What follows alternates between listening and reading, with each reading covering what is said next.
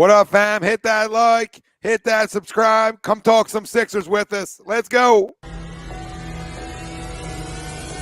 Let's go.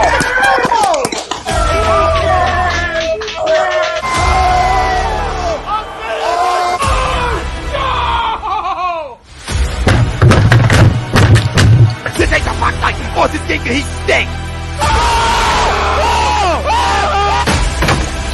Oh shit! It's gone.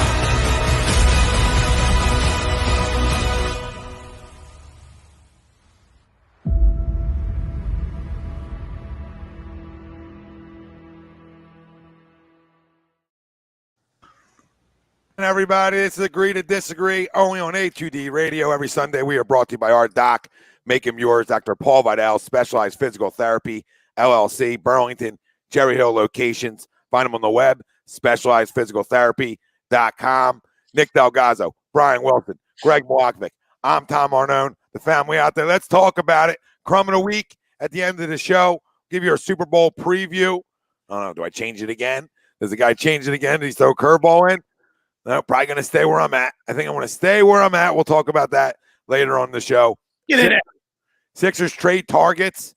I mean, I feel like there's a new name every week. I don't know if anything's going to get done.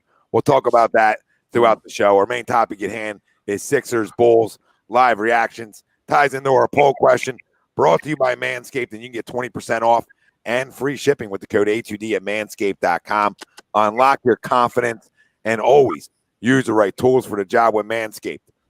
Weed whacker, lawnmower, ball deodorant, body wash. What don't they have, right? Anti-chafing boxers for the chafers out there. Hey, guys, how are you? Right? Phenomenal. Never a chafe again. Never a chafe again. That should be the new slogan. Never chafe again.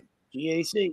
No more sawing, huh? That a boy. More sawing. Get 20% No off. more All over the sawing. floor. Use promo code Max A2D and get 20% off and free shipping with the code A2D at manscaped.com. Our poll question, Joel Embiid will lead the Sixers to a victory over Chicago Bulls today. Do you agree or disagree? Let us know. Facebook, YouTube, Twitter, Twitch, that's where we're live. Everywhere you get your podcasts, we're there as well. Hit the like, hit the subscribe, hit the follow. If you're over listening to us on one of the podcast platforms after the fact, make sure you give us a 5-star review, download it, and wherever you're watching this at right now, comment in, let us know where you're tuning in from. And first Sunday without football, even though we have the Super Bowl next weekend. So a little different route today. A little different route. We're going Sixers. They're up 23-17 over the Bulls right now, but 2:41 left in the first quarter. To the poll question, I mean, they sort of have to, right?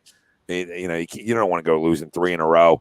And then I'll put some pressure on this organization before the deadline that they sort of be forced into making a move. But listen, for the basketball team we want to be and we think we may be, even without any moves right now, you got to go win a game, especially with an undermanned Chicago Bulls team. No Levine. Yeah, go give it to this team, yeah. Yeah, you're a 4-point favorite on the road, which we were talking about before we came in. Little weird of a line, but, that's the NBA for you. It's the NBA. But to the poll, I agree. I think they win this basketball game today. And because I said the Bulls are undermanned, with just Vooch and DeRozan. You should go win this basketball game today. But, hey, you say that and you never know what you get, right? At halftime in the Dallas game, I think we're all feeling delicious. Everybody's walking around thinking, hey, this is a dub. We're playing great on the road right now. And a team that's played extremely well on the road all year, too, have been the Sixers. So a game I think that they I don't want to say you need it, but a game they sort of need because you don't want to lose 3 in a row and then go play Phoenix where now you maybe lose 4 in a row. You don't want to get into that little down like a little spiral out of control here.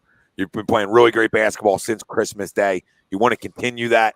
So I'll agree, and we'll get into some of the reactions to the game. Just an easy poll. We didn't want to really go in a direction of trades today, just because nobody knows what's going to happen.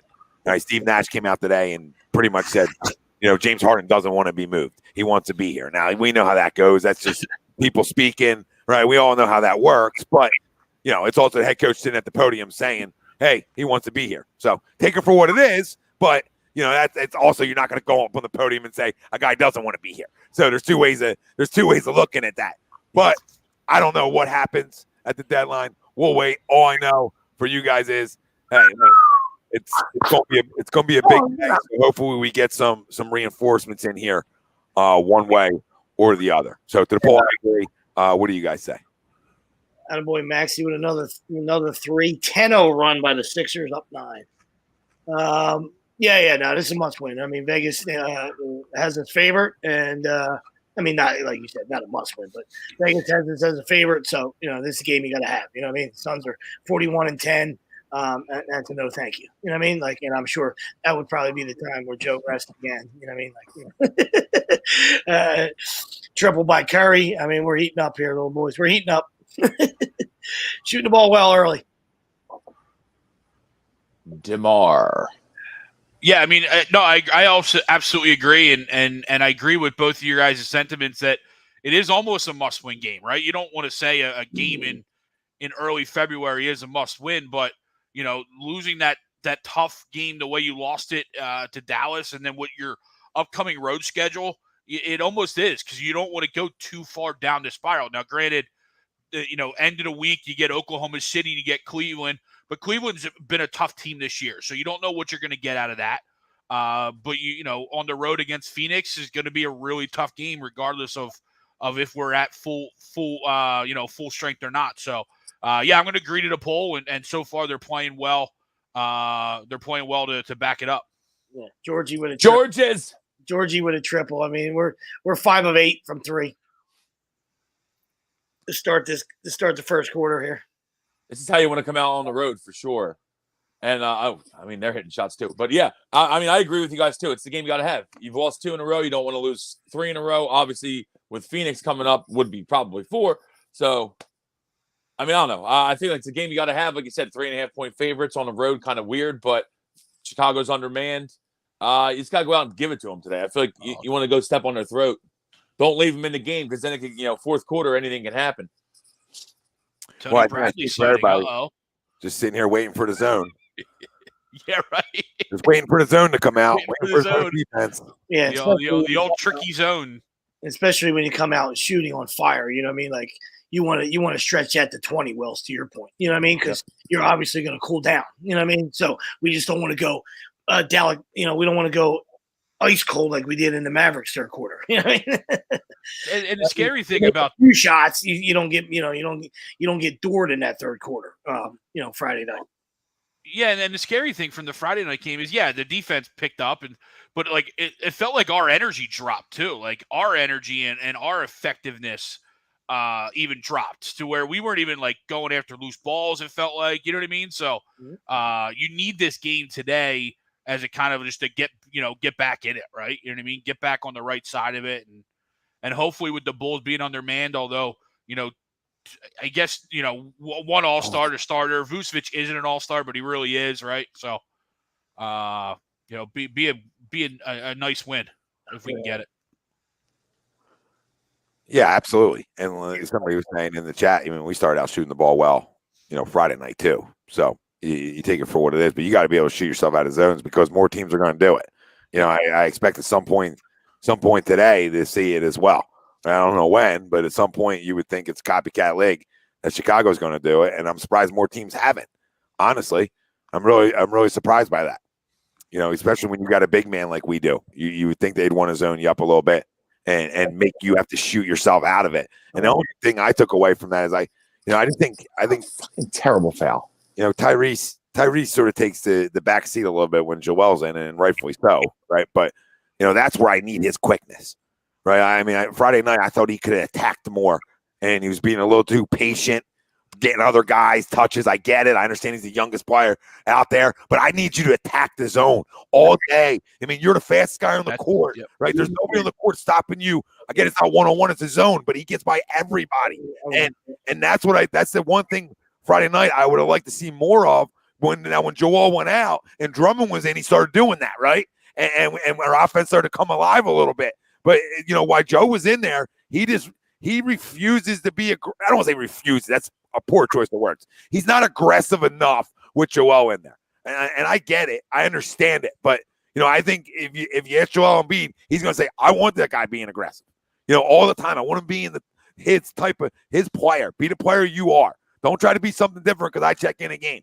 That's what I was going to say. I was just going to elaborate to that. To your point, because like you said, somebody said, "Oh, well, when we started out shooting the ball well on Friday night, well, and we absolutely did. I mean, that's not, that's a true statement, But like it's always going to equal, it's always going to even out, right? So that's why and to your point, that's why Maxi's got to get to the line, fucking Harris got to get to the line, Joe's got to get to the line, all right? So when you go on those cold spells, you don't get skunked, all right? You got to get to the rim, and you got to get to the free throw line. It keeps 100%. You from those droughts. It keeps you from those. Yeah. If you're not hitting shots, you got to get the line. Yeah, it keeps you from those 6-minute, 7-minute droughts where you're 1 for 10. You know what I mean? Last bucket 5 minutes ago. What happened? You know what I mean? Well, they always say, Sweeps, like if you're not shooting it well, you get physical, get down low, get yourself a bucket. Usually, one goes in, you start feeling better about yourself. Yeah. It's a great or get to the free throw line, and you would hope that you can make your fucking free throws. And to Greg's point, when you look, and then you got to take it up on the defensive end. You know what I mean? So if you look sluggish on that end, you can't. Now you're not getting in passing lanes because once again, you don't have to shoot the lights out all the time. But if we talk about getting to the free throw line, but if you get in the passing lane, you get a fast break, you get a fucking easy layup. Steals lead to runouts. Yeah, absolutely. And Tom, that's a great point about Maxey getting into the zone, right? I mean, that's how you beat a zone. That's the most simplest way to beat a zone is to get in between the guys and allow the defense to cave on you, and then you have open guys, right? And that's what we didn't do on Friday night. And you're right, there was a little hesitancy to Maxey. There was even a little hesitancy just to even shoot like an open 3-ball. That when the ball swung around to Maxey, and yeah, we know it's not his strength right now. In his game, but we know he can do it. And there's a couple of times where it's like, Maxey, I need you to pull that, right? Especially when you're struggling and as a whole team, just because we worked to get that open shot. And then you passed it, and then we ended up whatever happened on that, a couple of those series. But yeah, no, there was a little bit of hesitancy.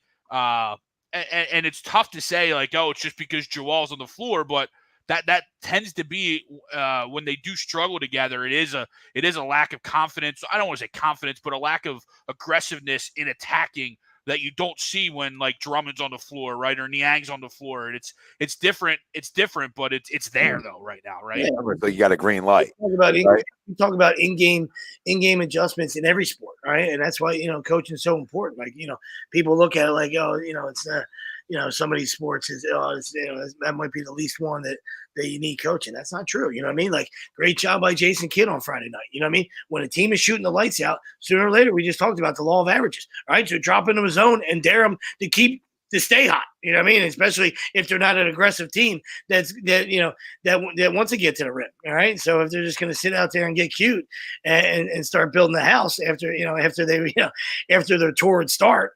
Great job by him. You mix it up, and then you can go back to man or whatever. You know what I mean? Instead of being, we talk about it all the time, being missionary, right? And then, we kill Doc for not making adjustments offensively to the zone. You know what I mean? Yeah, and I think the crazy thing, and I didn't even notice about Dallas until obviously we were playing them, and it got brought up 100 times. But number one in defensive efficiency, I didn't even know that. So I don't look at the Dallas Mavericks as being a Pomsy group, right? I didn't look at them like that.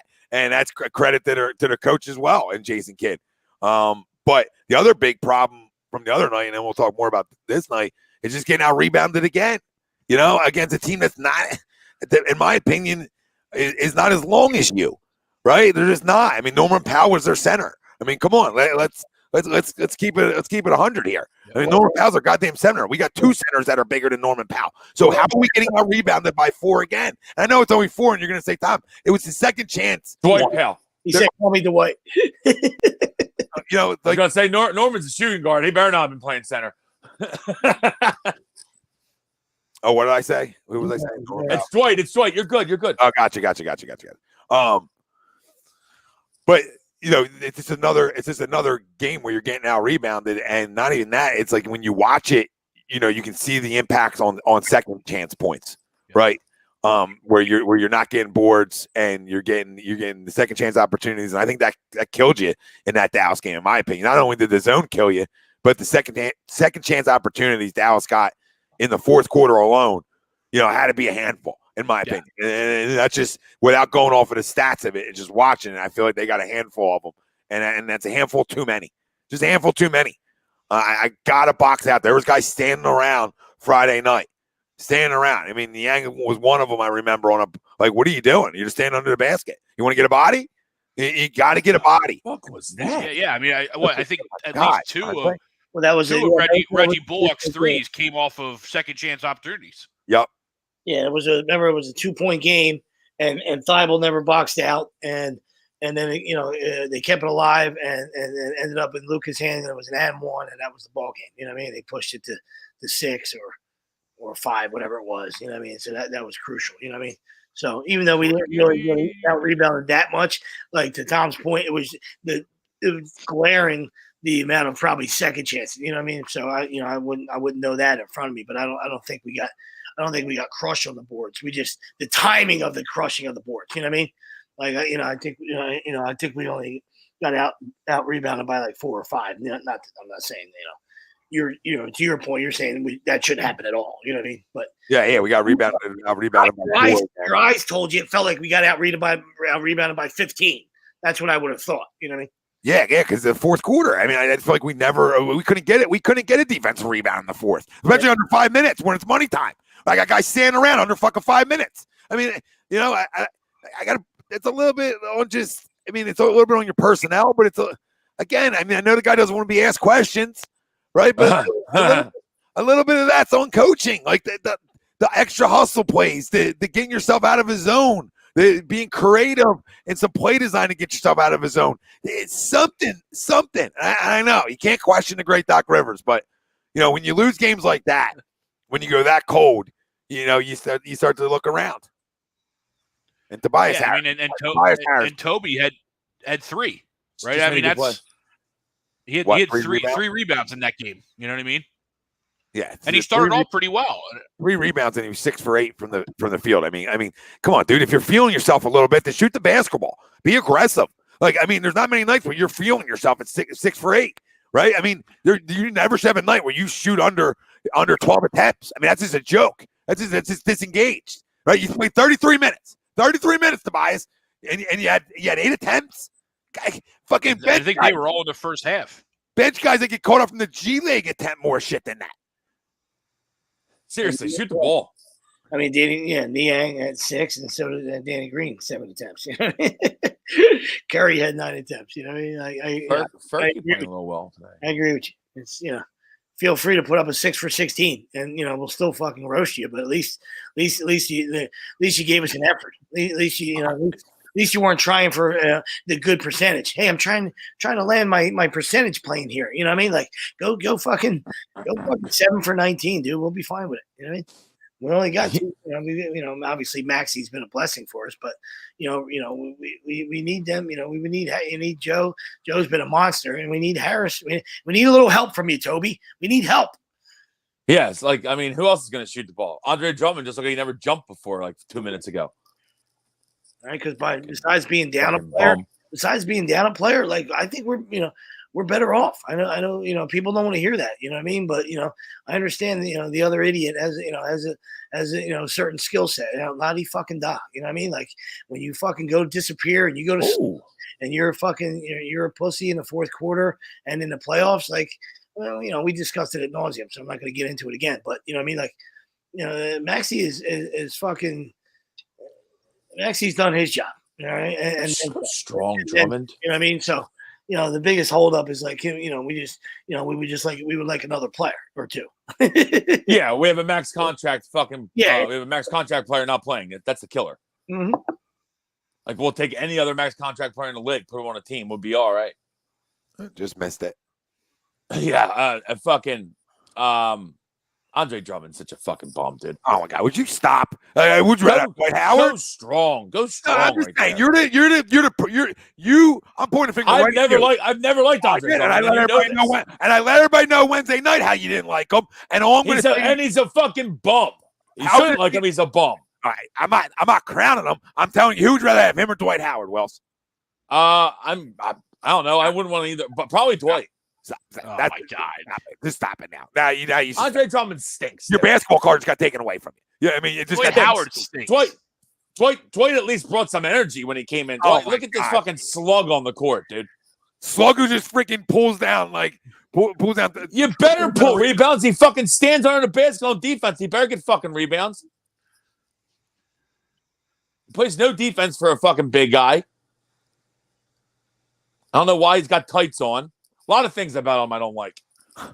Now we're tight game. Good hustle there by him though, as he fouls for no fucking reason. Moron. Dude's a moron, dude.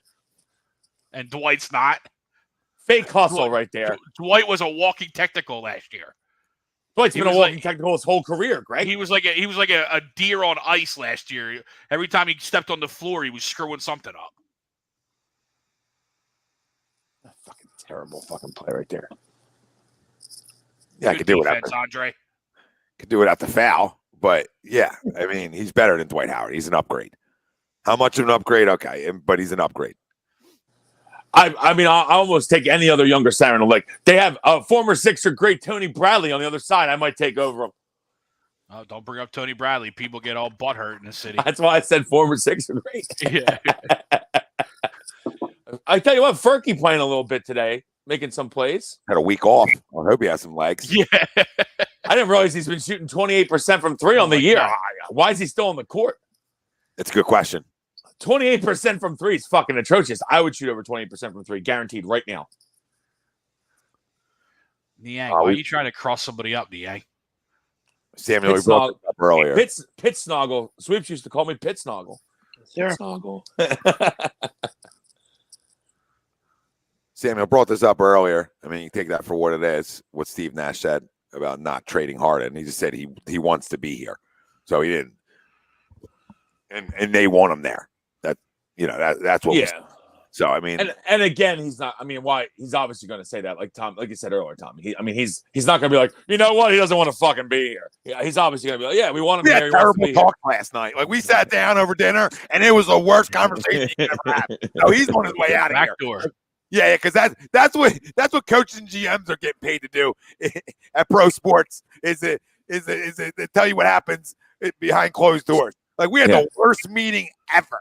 I mean, I never met a player that doesn't want to be here more than Ben doesn't want to be in Philly than Harden wants to be with the Nets, right? I mean, that's what you would have. You want the guy to come out and say that, not messing with you, Samuel. Just saying to everybody, like, I opened the show saying, like, hey, Steve Nash said, James Harden's going to be there. They want him there, blah blah blah. But there's also all the other side where nobody's going to say anything that is going to lose a guy's value. Because they're not just trying to get Ben Simmons back from us or another player back from somebody else. They're trying to get a king's ransom.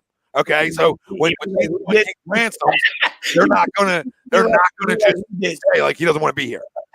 Honestly, the opposite of what we did, Tom. So what you're saying is the opposite of what we did. Okay, opposite of Philly. If I was the Sixers, in that I would try to temper down how much of a ransom they want, because like. I know James Harden's a great player. I've never been a James Harden guy, but he's a great scorer, great player, probably top 5 scorer in NBA history. But the dude just constantly winds his way off teams. If he's really out of it in Brooklyn now, what? That's 2 teams in a year and a half. I mean, and he's been a problem in Houston for a while. I don't know. I feel like you're playing with fire, and I'll still take him because I feel like we can win a title, maybe really quick, like a quick title. That's but we'll have problems with him. Hopefully you win a title right off the bat, because we'll have problems with him down the line. You can mark that down. But I'll still take him. Yeah, give me that 3-year window. I'm with you, bro. Give me that 3-year window where we got a shot. Let's go. I mean, look what we have. So, I mean, I'm not here to point fingers at other problems, right? I mean, I'm not here to be like, that guy's a problem. I got a guy on my roster that's a huge fucking problem. So, I'll trade a problem for a problem actually wanting to play. I'm not even considering him on the team anymore. No, I don't. But I know he's there, but I'm just like, We're like old Mother Hubbard with Ben in the fucking cupboard. I just don't want to talk about him. Just like trade him. I mean, I would have traded him months ago, but it's fine. Just at this point, and I still think they're not going to. I think they're going to hold him, and they're going to fucking do like some sort of sign and trade deal after the season with Harden. which I would like to see him do now. But the longer it goes, that's what I think is going to happen. Yeah, as annoyed as we are, and like I said, we were all ready to pull the trigger. I did. The fact that I'm loving every minute of it now, only because the other day they said he's lost $19 million. I love it. I love it. Fuck you, fucking idiot. $19 million. What up, Pop? Yeah, 19 million. But the value, I talked about this earlier in the week. The value doesn't go up from here. Like a whole year goes by and nothing happens of him not playing basketball. The value never will go up. The value will only go down. So that's why I trade him the second the second that presser's over. The second the presser's over. I know I'm not even allowed to trade yet. I'm gonna be like 30 in ink. It's ready to go. Deal's done. Deal's done. Or how about this? When the second he won't let me show up to his house, right? Not answering calls. Then it's done then. But everybody thinks that they can change people, and everybody thinks, well, once we talk to him, well, yeah, you talk to him. He showed up to practice fucking wearing gray sweatpants to show all the ladies how big the bulge was, and a fucking cell phone in the pocket. All right, and a cell phone in the pocket. He's a loser because he didn't want to be here. He was trying to push his way out. So here we are. Yeah, I would like to see Glenn get a little fucking aggressive towards fucking shitbag Ben. I don't know why Doc hasn't been like an asshole about it yet. I feel like at this point you have to. Well, because they're trying to trade him. I know, but why? So you don't have to be nice to the guy anymore. He ain't here. Well, you're trying not to. I want someone to come out and be like, "This dude's a fucking piece of shit, and he's costing us a season right now." Well, big man. I also think at the same time they're trying to salvage themselves in case he has to play. He ain't playing, right? Like in the back of their mind, he ain't going to play though. If they're not going to get the right deal, that's going to be an option in a week. Yeah, but he's not going to play. You understand me? He ain't playing. I don't think you can play him. I mean, how could you trust the guy? I'm just saying, I don't disagree. I know what you're saying. I understand what you're saying, but I'm just like, have a seat, buddy. I don't care if you're reporting or not, because you're a fucking pussy, and B, how do I know you're not going to turn it over 3 times in a row? You're just going to fucking throw it off the fucking hot dog. He did that before. You're just going to come down and be like, let it rain. What? You guys want me to shoot? Let it rain. Just grab a rebound. No, he would never do that. He would never do that because too much of a pussy to even shoot like that. Well, what was the? Because then he would look bad. He don't want to look bad ever. He'd look bad. It's like you look terrible right now, Ben. And I like how all the finally like Shaq and Charles talking about it's great. I love that because at least some guys that have the balls to talk are saying shit like this dude's a fucking piece of shit bum. I love it. What's the latest? He's got to travel further outside the city so he can practice with people who don't know who he is. Yeah. He's finding it hard to find runs in closer to the city. Yeah, no shit. Good take, Joe. Good take. I've heard he's been practicing at a South Jersey public school. I'm sure he was at St. Joe's and he wasn't. Yeah, he was like the 6th best shooter. So he's like, I gotta get out of here. Word is he's shooting baskets on the east side of a South Jersey town. So anybody wants to show up at a gym. There you go. Oh, interesting. There you go. CHE? Yeah, we'll just leave it there. A lot of money in that area. Probably feels like you can go unnoticed. We won a big baseball game there. Yeah. A lot of money over there. Feels like he can go unnoticed. I'm sure. Hebrew bucks. I'll tell you what, I'm that Cherry Hill East school is nice, by the way. That's a nice school. Obviously, so thankful we have Joel, but the way Vucevic has turned out as a pro, it sucked to get rid of him, right? I mean, obviously, we take that knowing what Joel was turned into. It's like a decade ago, Greg.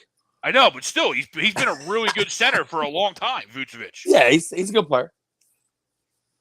He was good when we got rid of him. Definitely a good player. He was good when we got rid of him. We've gotten rid of a few good players. Yeah, he's one of them.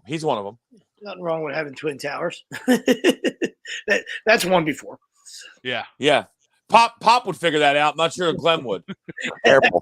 Careful. I mean, he wouldn't go to the line in a Y. I'm telling you, I said it before the show. There's guys at the YMCA that go to the line more and are more aggressive than Tobias Harris. Like I've never seen a guy not want contact. Like, go to the line, dude. Get out on the fucking shooter right there. Shit. Who is that guy? Yeah, who the fuck? I just said the same thing, Tom. The fuck is that guy? Look, he's balding. Like, white guy balding. Something Thomas. It's like, did he just take what's it called spot? Like He just take ball. Is he? Matt Thomas, Notre Dame. Matt Thomas. No, Iowa State. Iowa guess on State. the Notre Dame. Wow. Yeah. Good guess. I know where your head's at. I would have thought like they just like didn't they lose? What's his name? Right, the guy used to be the Laker, Alex. Oh, what a move! Caruso, What yeah. a move! Yeah, What a they move. lost Caruso. They just fucking. They were like, we have another balding white guy who can just stick right in there for What a move. Caruso. You see the little joystick move out of Joel right there. Little shimmy and shake. Oh, Joel's got some little light blues on too. I don't know what Kerry's wearing, like fucking tree frogs on his feet. That's some ugly fucking shoes. Joe versus. I like the light blues though. Tobias, you got to take this dude, Javonte fucking Green. Look at this guy. This guy cannot he just avoids contact. Everything he does is fades away. God, Take him. This is how you take Paul someone. will kick his ass. That's a settled there, Joe. Take him.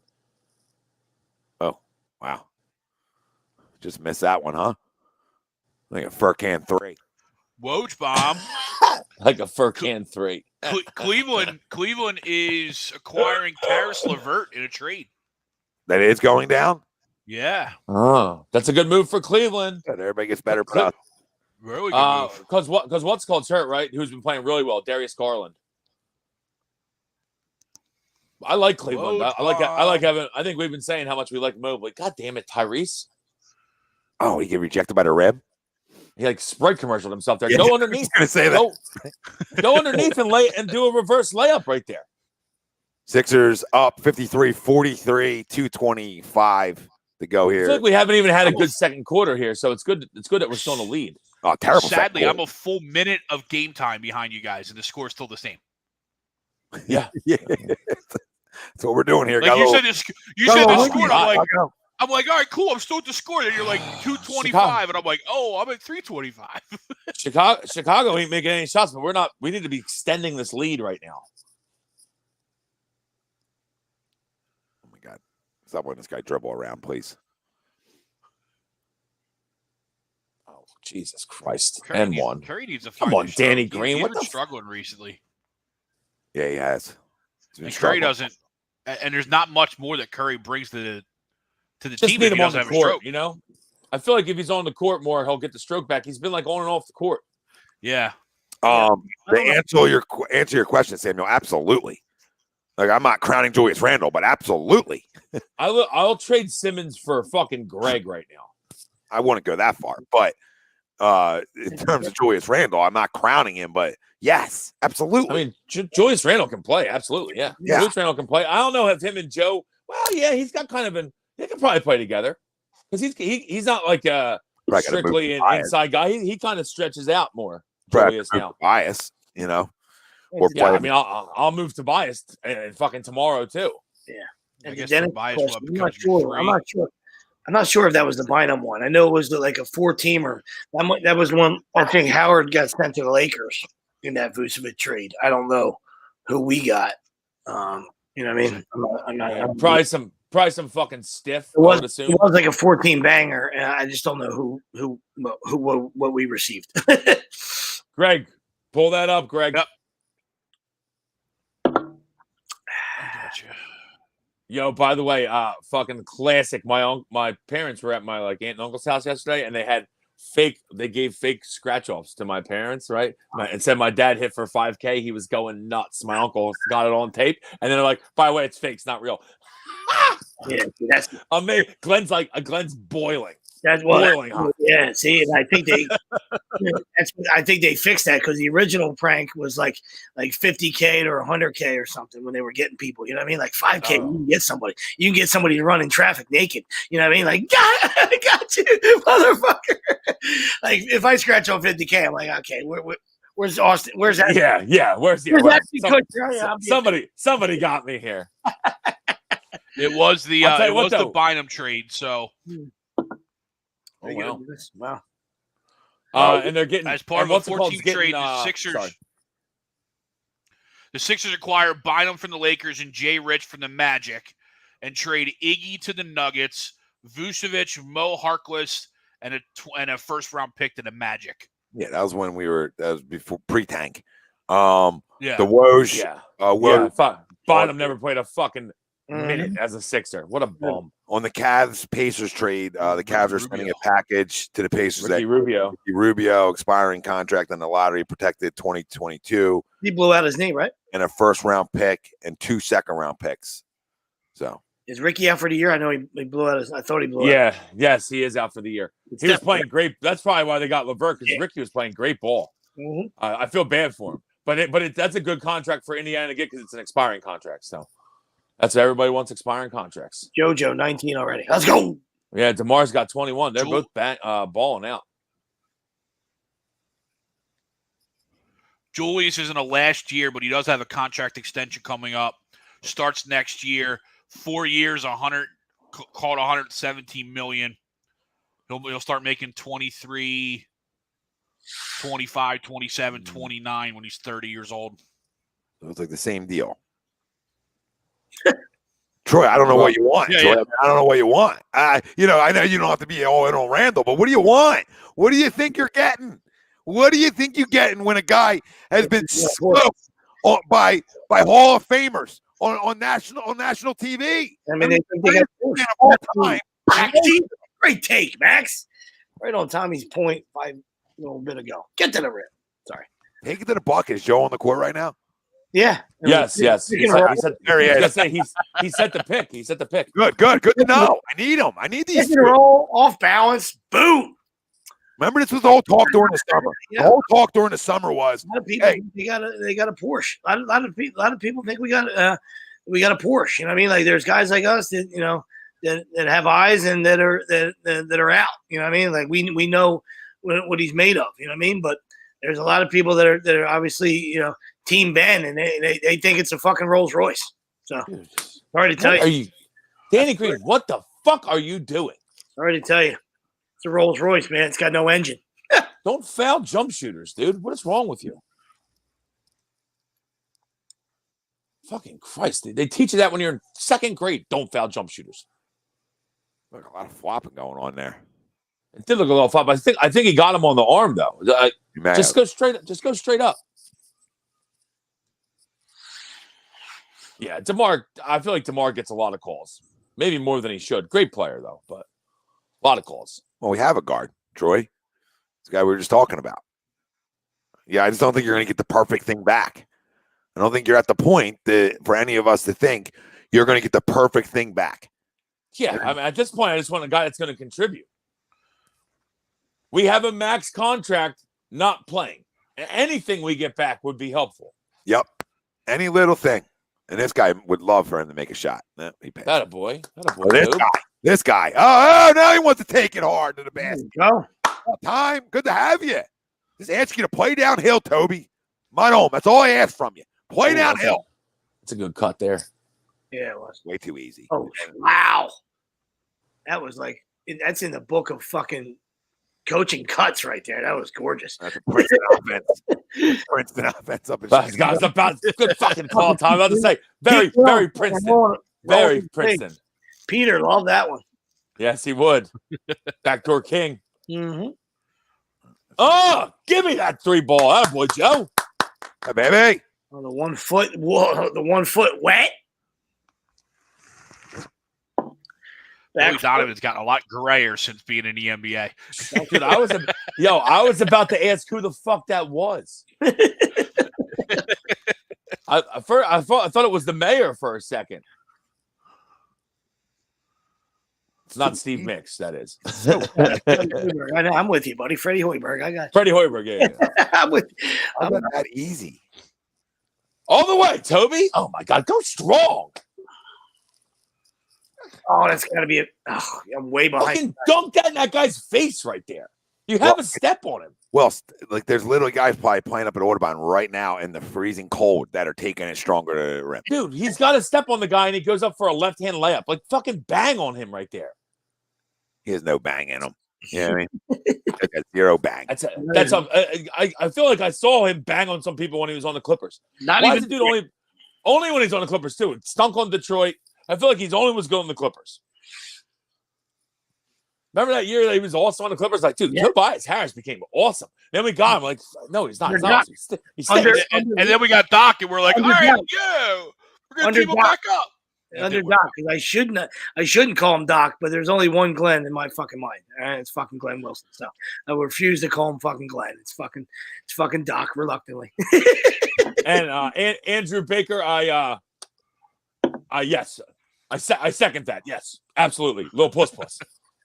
Puss.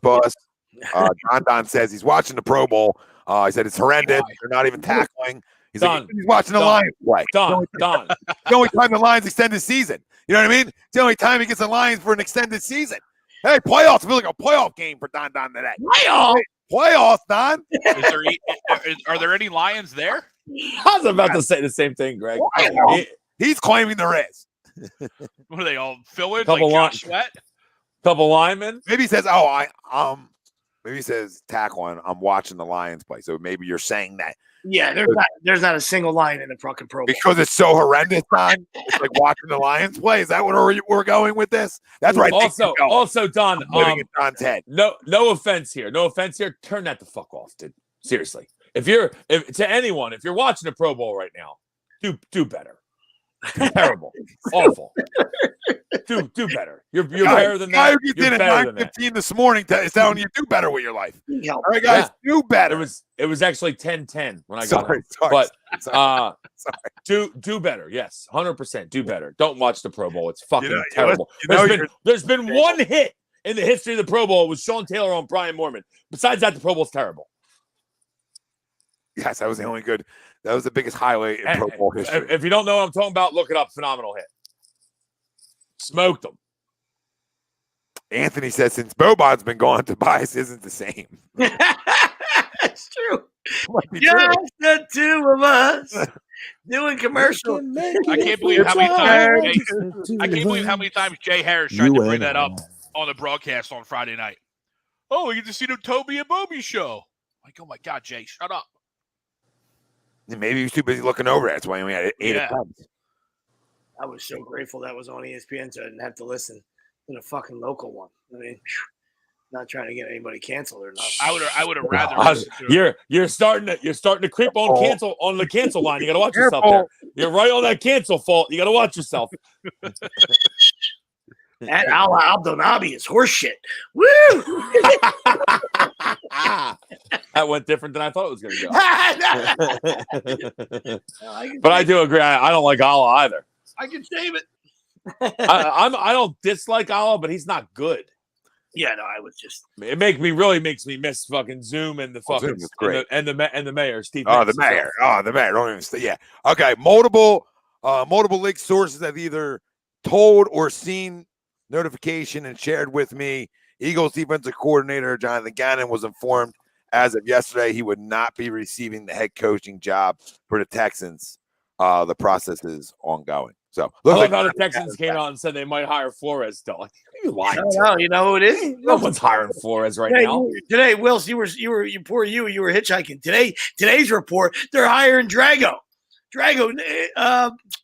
McCown. Yeah, McCown. Yeah. Really? Yeah. Wasn't he coaching high school football? Yeah. No, that's it. Don't need anything on the NFL resume. It's a hell of a jump. Well, you know how they look at it? I like the guy though. You want to be real? You want to be real in the whole situation? Everybody said Carson Wentz needed Frank Reich. No, he needed Josh McCown. Let's keep it real. He didn't need Doug. He didn't need Frank. He needed McCown. His best little run after injury came when McCown was the backup quarterback. Oh my God, Colts fans are like, dude, trade Wentz for Watson right now. Done.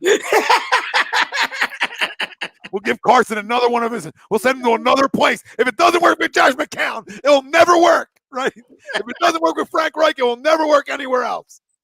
I don't think it's going to ever work again. Dude's lost it. Well, yeah, I'm not. It's crazy because I know you're not. I'm just saying. Yeah, like that was the last year. Had a good one because we really thought.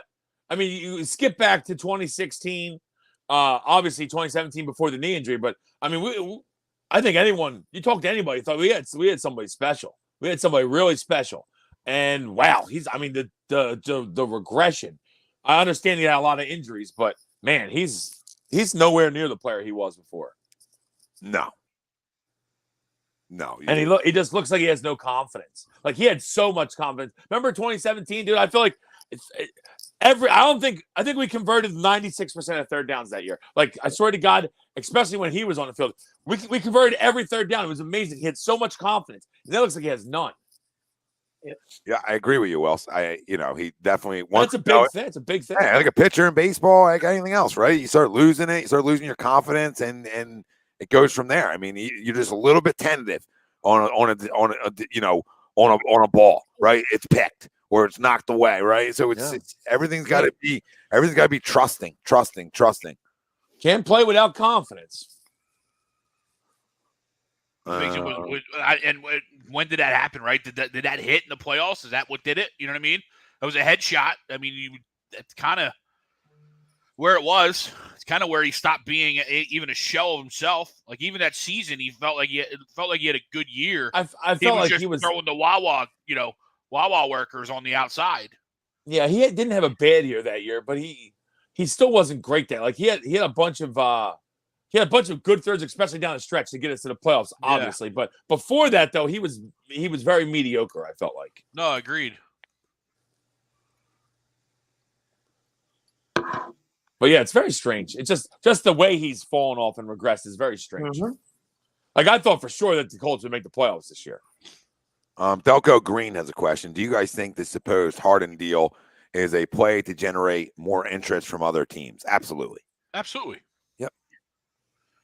And and that doesn't discredit the possibility of the Harden deal being real either, right? But no, I think every deal that gets discussed and rumor that gets discussed at this time of the year is a ploy to generate just sweeten the pot. From somebody else. Stir that pot. Yeah, you're doing everything you can to get leverage and get hand. You know what I mean? Like, you know what I mean? Right now, Sixers don't have hand because nobody wants him. All right, they know he's a bum. They know he's fragile.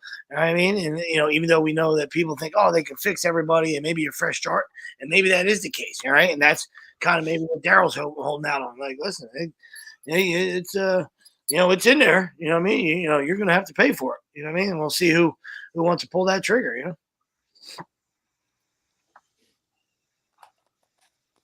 I still think we're going to be all disappointed come the deadline when we don't do nothing. Well, where do you think it goes from there? I wouldn't be, but I will say though, like if we don't, okay, let's say we don't get the deal we want for Ben, right? In Daryl's mind, because I'll trade him for anybody. But in Daryl's mind, we don't get the deal we want for Ben. And we hold on to him until the offseason, right?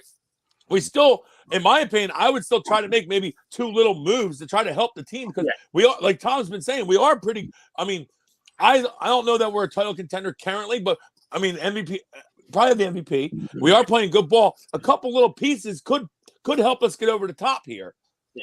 Even if it's not trading Ben, like even if we trade somebody else and try to acquire a piece or trade a pick, there should always be buyouts. A buyout. There should always be plan D. There should always be plan D. Yeah. You just work back. All right. If you don't get to plan A, you know what I mean? There's obviously, yes, absolutely. There should always be other pieces or something else that that you can fire on. It might, other teams might not accept it or whatever, but you should, exactly. I feel like Oklahoma City, I feel like any guy that you want from Oklahoma City, you can have because they have like a 1.5 million picks coming up. They can't be tied into like anybody on their roster. I feel like, except for maybe SGA. Well, and Giddey. Oh, yeah, well, shit, we would love him. And Gildy. I do like Giddey. Yeah, he's young too, right? Real young. Yeah, he is. I mean, I would trade Ben for Giddey right now, but yeah, in a fucking heartbeat. And he's Australian too. Hey. Do we want to go back down that one? Giddey don't shoot a whole lot, but guess what? He shoots a little bit, Greg. He's a playmaker, though. I like that Giddey. Seen some games where he plays well. He's young, so he obviously has some bad games, but I saw him drop that triple-double. He looked pretty damn good that game. Yeah, I think they're close. I think they're close. And I know it's like I'm sort of standing on this mountain by myself since summertime, or let's say before the season started, where I continue to say I think they're a better postseason team just with the subtraction of not having to play 4-on-5 offensively. They're a better postseason team. How much better? I don't fucking know, but they got to be a little bit better because we watched 3 straight years the same things happen to us. So for everybody out there, like in the chat the other night was telling me how important defense is. We talked about defense for 3 years in this city. I'm done talking about how palmsy a group is. I need guys who can score it. You got to make shots. Got to make shots to win. Got to make shots to win. You can play the best defense in the world. Guess what? Some of these guys don't matter. You go against Brooklyn, you play the best defense in the world against Durant. He's still going to drop 35. And that's what I was kind of alluding to earlier. Like, and you guys were right too. It's nobody's wrong. We got a Max guy sitting out, man. It's a killer. You know what I mean? So we're obviously a man down. You know what I mean? But the strides that Maxey has taken, I think we're better off, except for, what I mean? Like we would like to get something back in return, you know what I mean? To lengthen our roster, you know what I mean? But, as far as me watching, I don't care about defensive metrics. I don't give a shit about any of that stuff, dude. Like, I like what the kid's giving me. I don't care. Like the other dude did nothing for me. You know what I mean? Like, that was me. You know what I mean? I understand, defense and the passing lane, even before he had a meltdown. You know what I mean? I was just, I just felt like he was, listen, it's in there, and it's the size and all that stuff. It just, I don't know. He just not a length guy, Sweep. Constantly drove me crazy. You know what I mean? Not a length guy. Yeah, constantly drove me crazy. You know what I mean? Like, I just, I don't know how much they did. I always look at it like if I was 6'10", like they would have to outlaw me from the world. They'd be like, "Oh, you have to play in Planet Mars," and I'm looking for a show, or I'm looking for a blower. Anything like there's no tooting of the horn. I'm just saying, like I just couldn't imagine being 6'10". I would be an absolute aggressive monster, especially with that skill set. They'd be like, "Yeah, dude, probably the only chance you can play is on Saturn." You know what I mean? Like we'll give you a chance to like fly to Saturn and play. Like you can't play on Earth because you're just 6'10" with a fucking skill set. They can, there's no room for you here on Earth. You know what I mean? Like 6'10" being ungenerous to him. He's probably more 7 foot. I'd be dunking on people like the Rain Man. You know what I mean? I'd be grabbing my balls. I'd be doing so many inappropriate things. Dunking, you'd be Giannis. Yeah. I would just shoot better from 3. That's all. Let's hope the Kings were, maybe let's hope the Kings were bluffing. You know what I mean? Maybe, when they're I don't know how they're not. When they said they were out, you know what I mean? Like, I don't know how they're not bluffing. I mean, like, I didn't want, Harrison. Once I didn't want Harrison Barnes, like, give me Halliburton and Barnes, and You haven't been in a postseason in 20 plus years. You know what I mean? I don't think I take anything you say serious when it came to the Kings. When the Kings said like, yeah, we're out on the Simmons deal, I said, okay, sure they are. Sure they are. Yeah, okay. You're trying to play coy over there. You're not out on anything. You're the Kings. Perfect fit. The Kings have one fan. It's Aaron Rodgers. Yeah, no expectations. So that's the place he needs to go to. No expectations. Here's a couple of names, Tom, you brought up the buyout market of potential guys that might be available in the buyout market. Gary Harris. Gary Harris is one name. I like Gary Harris. Instant offense. I would take it as another shooter. Yeah, instant offense. I like Gary Harris. Made some big shots in his career, like in college mainly, but I like Gary Harris. Another guy, Serge Ibaka. Hard pass. I don't know the need for it. Besides, I get out rebounded by everybody. Besides, I get rebounded by I get out. Well, hold on. If you're cutting Drummond, then I'd do it. But yeah, I don't. Hard pass. Well, he's more of a power forward, honestly. Well, I know. Goran Dragic. Yes, absolutely, Dragic. Yeah. Yeah. Is he healthy though? I think he's hurt. But I like Goran. Yeah. Say Eric Gordon yet? Eric Gordon's another name that you can see on the buyout market. John Wall. I always, no, hard pass. For a buyout for nothing, dude. You couldn't pay me to take John Wall. I think they could be like, we'll give you John Wall. We'll give you John Wall and $50K, and I'd be like, no fucking chance, no chance. John Wall, no. John Wall. Are you? Yeah, you would, dude. John Wall's a fucking loser bum. I'd rather have John Wall than James Harden. That's ridiculous. No, that's the most ridiculous thing you've ever said in your life. And I hate James Harden, and that's a ridiculous comment. Yeah. But I know what you're saying. If it's if it's free or whatever, he stays healthy. Dude, are you kidding me? Houston was like, the Houston Rockets were like, just leave our team, dude. Just get the fuck out of here. And you want to go pick him up? Yeah, right. Well, I don't think anybody's clamoring. I think we're just looking for options. We said buyout. I don't know. We're coming up with different options because we didn't trade Ben. Yeah. Greg had every name. There was a slight clamor. Yeah. Like, There was a slight clamor by Greg there. Yeah, Slight every clamor name by was Greg. a better name. Hurt Gordon Dragic is a better name than John Wall. Like the guy's hurt. Gordon Dragic's way better. Way better. Greg was screaming in a silo. He was screaming in a silo there. Yeah, he was Gordon Dragic has played really well in the playoffs for the Heat. Uh-huh. I like Gordon Dragic, especially if he's just coming off the bench. Last two, and then we can move past like Jeremy Lamb. Well, I mean, Jeremy Lamb. You got Jeremy Lamb? Well, you want to take Yeah, right. Yeah. Well, you want to take you want to take Anthony's Honestly, might take John Wall over Westbrook. I love the fact that Westbrook's playing terrible because I've been saying he stinks for years and people are finally coming around. The most overrated fucking empty stat guy in the history of the NBA. Fucking Harden and Durant couldn't wait to get off Oklahoma City. Get us the fuck out of here. tornado. Catching the first tornado out of first tornado out. We got another basket. We got another out of here. basket issue. Jesus Christ, what is that terrible take right there, Seth? Shot That clock. take was uglier than those goddamn shoes, Seth. That shot clock's now And on it's the ground. worse Okay. defense. What is happening right now? Yeah, it looks like a shot clock hits you. Glenn, take Seth the fuck out of the game right now, Glenn. Yeah, it's because it's your son-in-law. Fucking unreal.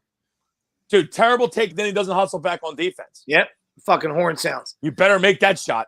Okay. Right. All right. Okay, we're coming back around. Keep it in, Doc. Keep it in. It's gonna be a great Thanksgiving next year. Keep it in. Pass the fucking yams. Pass Guy the made it clear he wants to see his grandkids. I mean, the guy literally made it clear he wants to see his grandkids. He ain't taking no game. They don't have any. They don't even have any kids, by the way. Oh, they don't? No. What is this? Jesus. Nice. Thank God the NBA doesn't call traveling because Toby traveled by far right there. But we'll take it. Yeah, they don't have any kids. Just Boy, And ask me any Tyrese. questions. Doc's just I forbid you ask them. You're like, Doc, why don't they have kids? Would you ask Pop that question? Would you ask Pop? Why Oh, you my have grandkids? Oh my God. Awesome. Ridiculous. This guy making up lies now. Oh, I want to see my grandkids more. You don't even have them? Is this real? It's real. God. The whole quote is out there. I'm sure he's got grandkids with someone.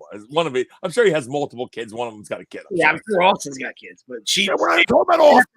Steph and her don't. Is this real life? He got the whole quote out on it. Oh my God, the guy's lying to the people now about grandkids. This is too much. Don't bring it up, Tom. Don't bring it up. Oh my God. Pop can have fake grandkids, but I can't. Tyrese, keep that three ball in your repertoire, kid. Keep it in there. The stroke looks good today by Tyrese. Yeah, good rotation. It looks good today. I think And the biggest thing for tonight, which he didn't do on Fridays, he's quick to the trigger, right? He sees the open, he sees the shot, and he's going with it. That's what he wasn't doing on Friday, at least in that game I saw. I mean, it's like we always say, dude, if you're open, just shoot with confidence. I don't understand why. It's what we used to say about Ben. If you're open, just shoot the fucking ball. I mean, he never did. At least Tyrese is doing that. Yeah. If you're open, shoot the ball with confidence. Sorry, I don't want to get A2D in trouble. Somebody was fucking around the other day. He does. What just happened? Jordan Davis is 26. Jordan Davis is 26. Totally redeemed Greg. That rant popped up on my phone the other day. That's why I don't know if the guy was being fucking sarcastic or not. I guess I'm back. The guy was diving back into it. Whoever it was, the reporter. He was fucking around. Craig said, "I'm back." And you're back. And that's how you do it. Take the heat off somebody. I'll tell you what, the good little run right there by the Sixers, though, after Chicago cut it to 5. Great retraction by me, though. Quick. It was a quick retraction. It was a quick one. You were right on top of it. Actually, hold up. Wait a second. Wait a second. Fucking reporters. 3 for 3 from 3 too, Maxey. Yeah, it's looked good. He's shot it with confidence today. Well, I think it's 2 years in a row. You could make the argument he's getting better throughout a season. Sure, you could make it. You could make that argument. I mean, last year definitely, and this year I feel like I've seen some growth. Well, yeah, I I still want him to go more aggressive. Sorry, Greg. I just want him to be more aggressive. But besides that, yeah, I do. I agree. Be aggressive. Absolutely. We'll get out there with signs if you want us to. Yeah, I mean, last year he went through that stretch where he didn't even play in like 10 games. Great defense. You know what I mean? So, absolutely. That's 2 years in a row, and that's but we knew that, right? You thought that from the kid just because of the worker he was, right? If I get beat by 2 guys with terrible hair on Friday and Sunday, wow, wow, man. Oh, he made wow, that. Okay. Wow. I thought that was hitting the guy in the first row. Like when he released that, I'm like, that's really going to knock guys' popcorn out of his hands. Let it rain, right? Go back to the beginning of the show. Let it rain, Danny. DeRozan just has that old school 18 to 20 foot game, dude. Monte Ellis all day. Monte Ellis. Monte Ellis, good call. Monte Ellis had that right now. If I can still, did he still hit a 15-footer? Absolutely, he'll hit a 17-footer all day. Hey, Will's even extended. Greg said 15. Will's extended 17 all day. Yeah, I'll drop it back some. He was a killer from like 3 feet behind the foul line. That's whoop. Monta. That 1 year for Golden State, he had to average like 28 a game. I could be wrong on that. Maybe 25. But he did. He got buckets, though. Monte got buckets. Was that him and Gilbert Arenas? Agent Zero was he there? I think Gilbert might have been in Washington at that point. That was when Gilbert had the guns going on. Yeah. Him and Javaris were pulling gats on the plane. Javaris. Actually, best, right? I think Javaris Crittenden. Yeah, Javaris Crittenden. He had like a semi-automatic in the locker room. I think Javaris is the one that actually brought the gun. I think. It's aggressive. Wait, you know what? That one, in Javaris's defense, I'm with him. He's like, dude, you're like Gilbert. You're the fucking. Apparently, Gilbert was like not paying his poker losses to him. It's like if I'm Javaris, I'm like, I'm a backup. I make hardly any money. You make the most on the team. Pay me the fucking money. Maybe I gotta come in. Maybe I gotta come in strapped to let you know. Wait, is that why he came in strapped? I didn't. Yeah, that's what it was. Oh, I forgot. Oh my goodness. Oh wow. Poker game. Yep. Yeah. Gambling will fucking bring down a lot of great men. A lot of great men have been ruined by gambling. Yeah. Yep. Guilty as charged. Hey guys. A lot of great men have been reduced to pieces of shit. GAC over here. Oh God. Have no automatic in. I'm betting on Bianca's fucking soccer games. You don't even have a fucking goalie. Got the over. That's an over. What's going on here? I've been trying to bet the Olympics when I get home from work at like 3:30 in the morning, but they haven't like all they got is like women's hockey on there to bet. I'm trying to bet some fucking skiing and shit. It's some outlandish. Yeah, I just want to pick guys. I'm like, I don't know who this fucking person is, but I like his name. Can I get 10 on the Jamaican bobsled team, please? Obviously, I didn't bet it, but I was watching. I was watching. It was like 5 in the morning. Watching speed skating. Speed skating, 1,500, man. It's like 10 laps. It's fucking agonizing. And the Netherlands, I thought he had it. The guy that the favorite went last, and every one of his laps was like it wasn't on pace, and it was like I don't know. They're like they got 2 laps left. It's gonna have to be some kind of fucking miracle. Dude does it fucking 28 and a 29, and fucking gets the fucking goal. That was unbelievable. Don said he said a 4 and a 5 beat a full house.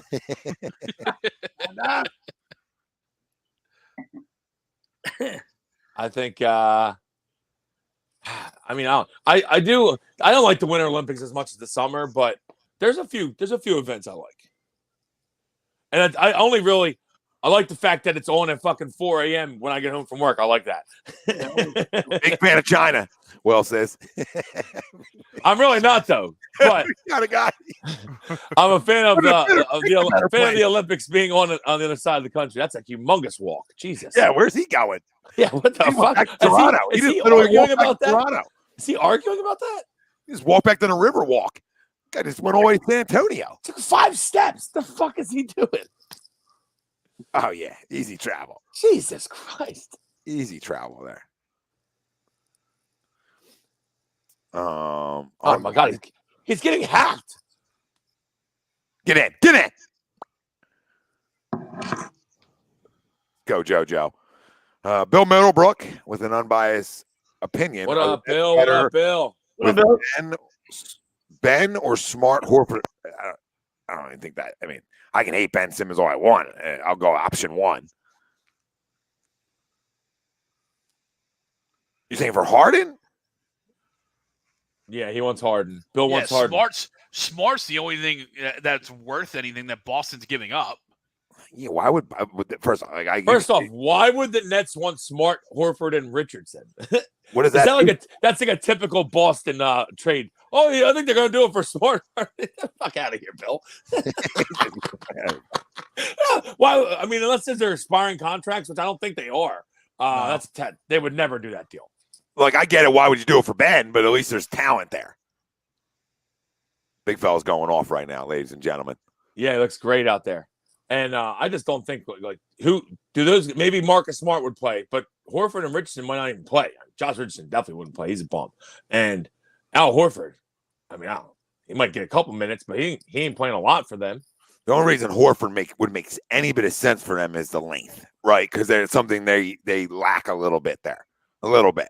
They could use a big man there. I feel like, but again, not enough to move the needle. But even from Boston's side, like, you're going to have another dominant ball, guy. You're going to 3-2 guard with Tatum and Brown in the game. Like, how's that going to work? There's only one ball, Bill. There's only one ball. Now, I guess you could have worse three-man tandems, but I think if you're going to do a deal, that's the deal. If that's what you're doing, that would be your best option to get rid of, Brown and probably is their preference, right? Yeah, I was gonna say if first off, if you're gonna trade for Harden, the Nets are going to make you give them one of Brown or Tatum. They're not gonna be like, oh, you know what, keep them too. Yeah, no chance in hell. We'll take Josh Richardson instead. Yeah, we'll take Josh Richardson. Yeah, we're gonna give the team in our division a big 3. We're gonna give the team inside our conference and division. That's amazing. While we take back just Marcus Smart. Still love you, Bill. Yeah, big fan of you, Bill. Just still love you, but that's terrible. You might sprinkle on Anna Horford's Twitter. Oh my God, Seth, no, that's a terrible call. This is going to lead to a paragraph retort.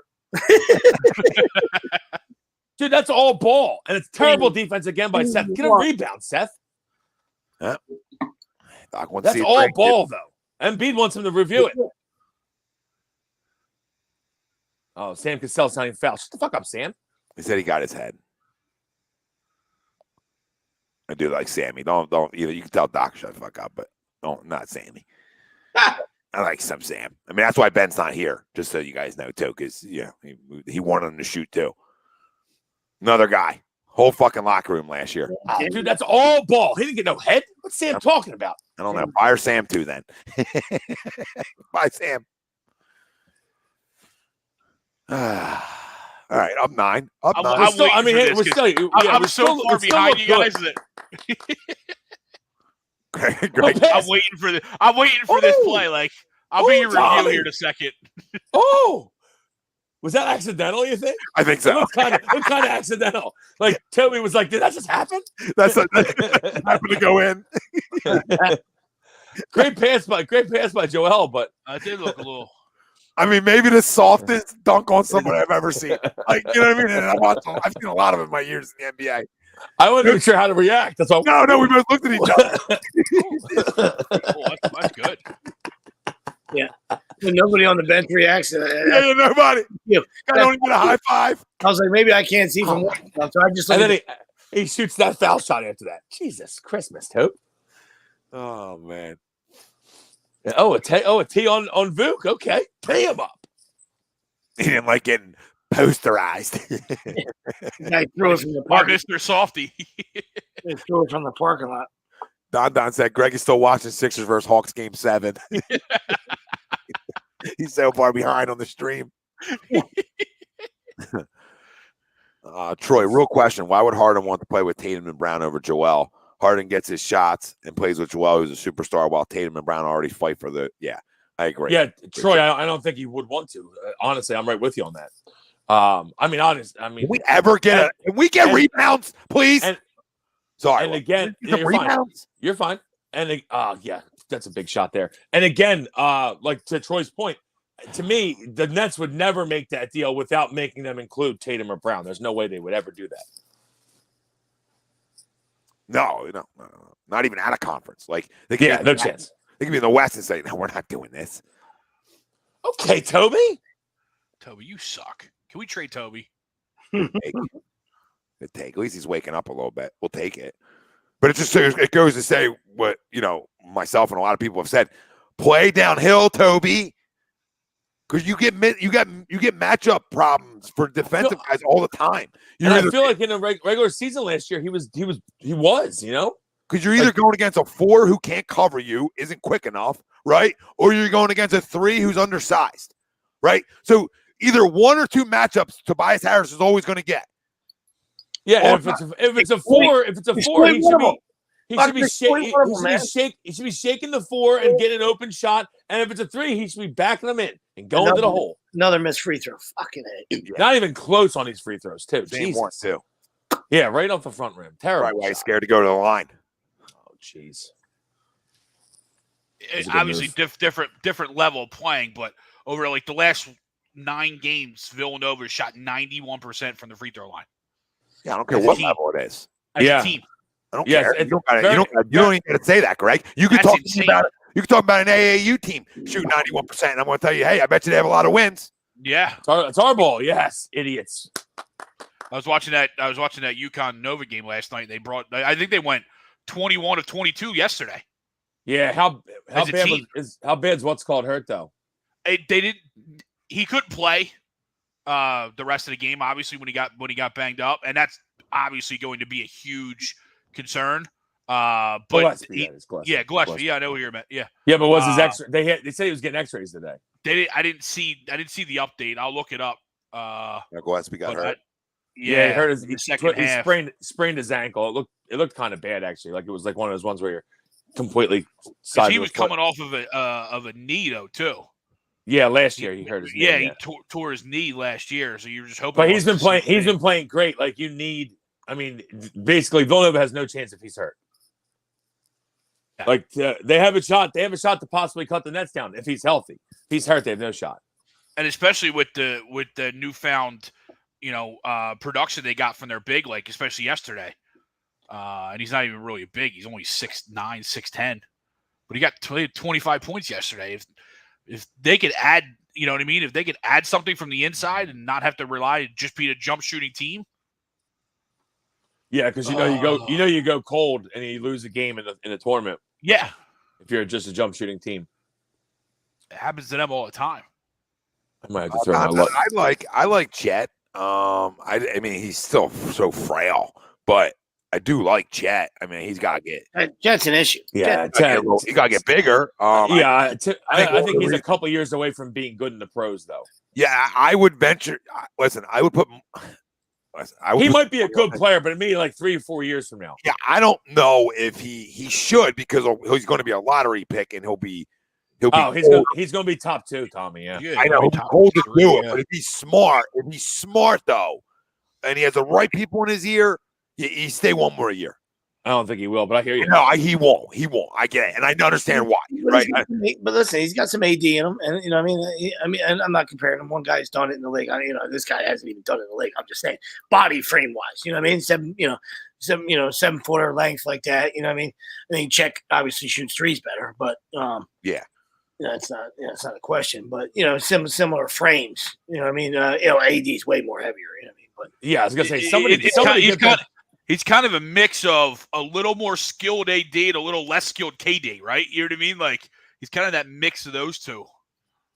Oh, he looks like a white Manute Bowl out there. Dude, so fucking thin. Yeah, I It's just feel unreal. like the kneecap is going to pop out at any minute. Yeah, dude, like that. Remember how Manute looked? How because he was so tall, like he could like his elbows and he's like elbows and knees everywhere. That's how fucking Holmgren is. A lot of elbows in knees. They're all over the place. Got like extra ones.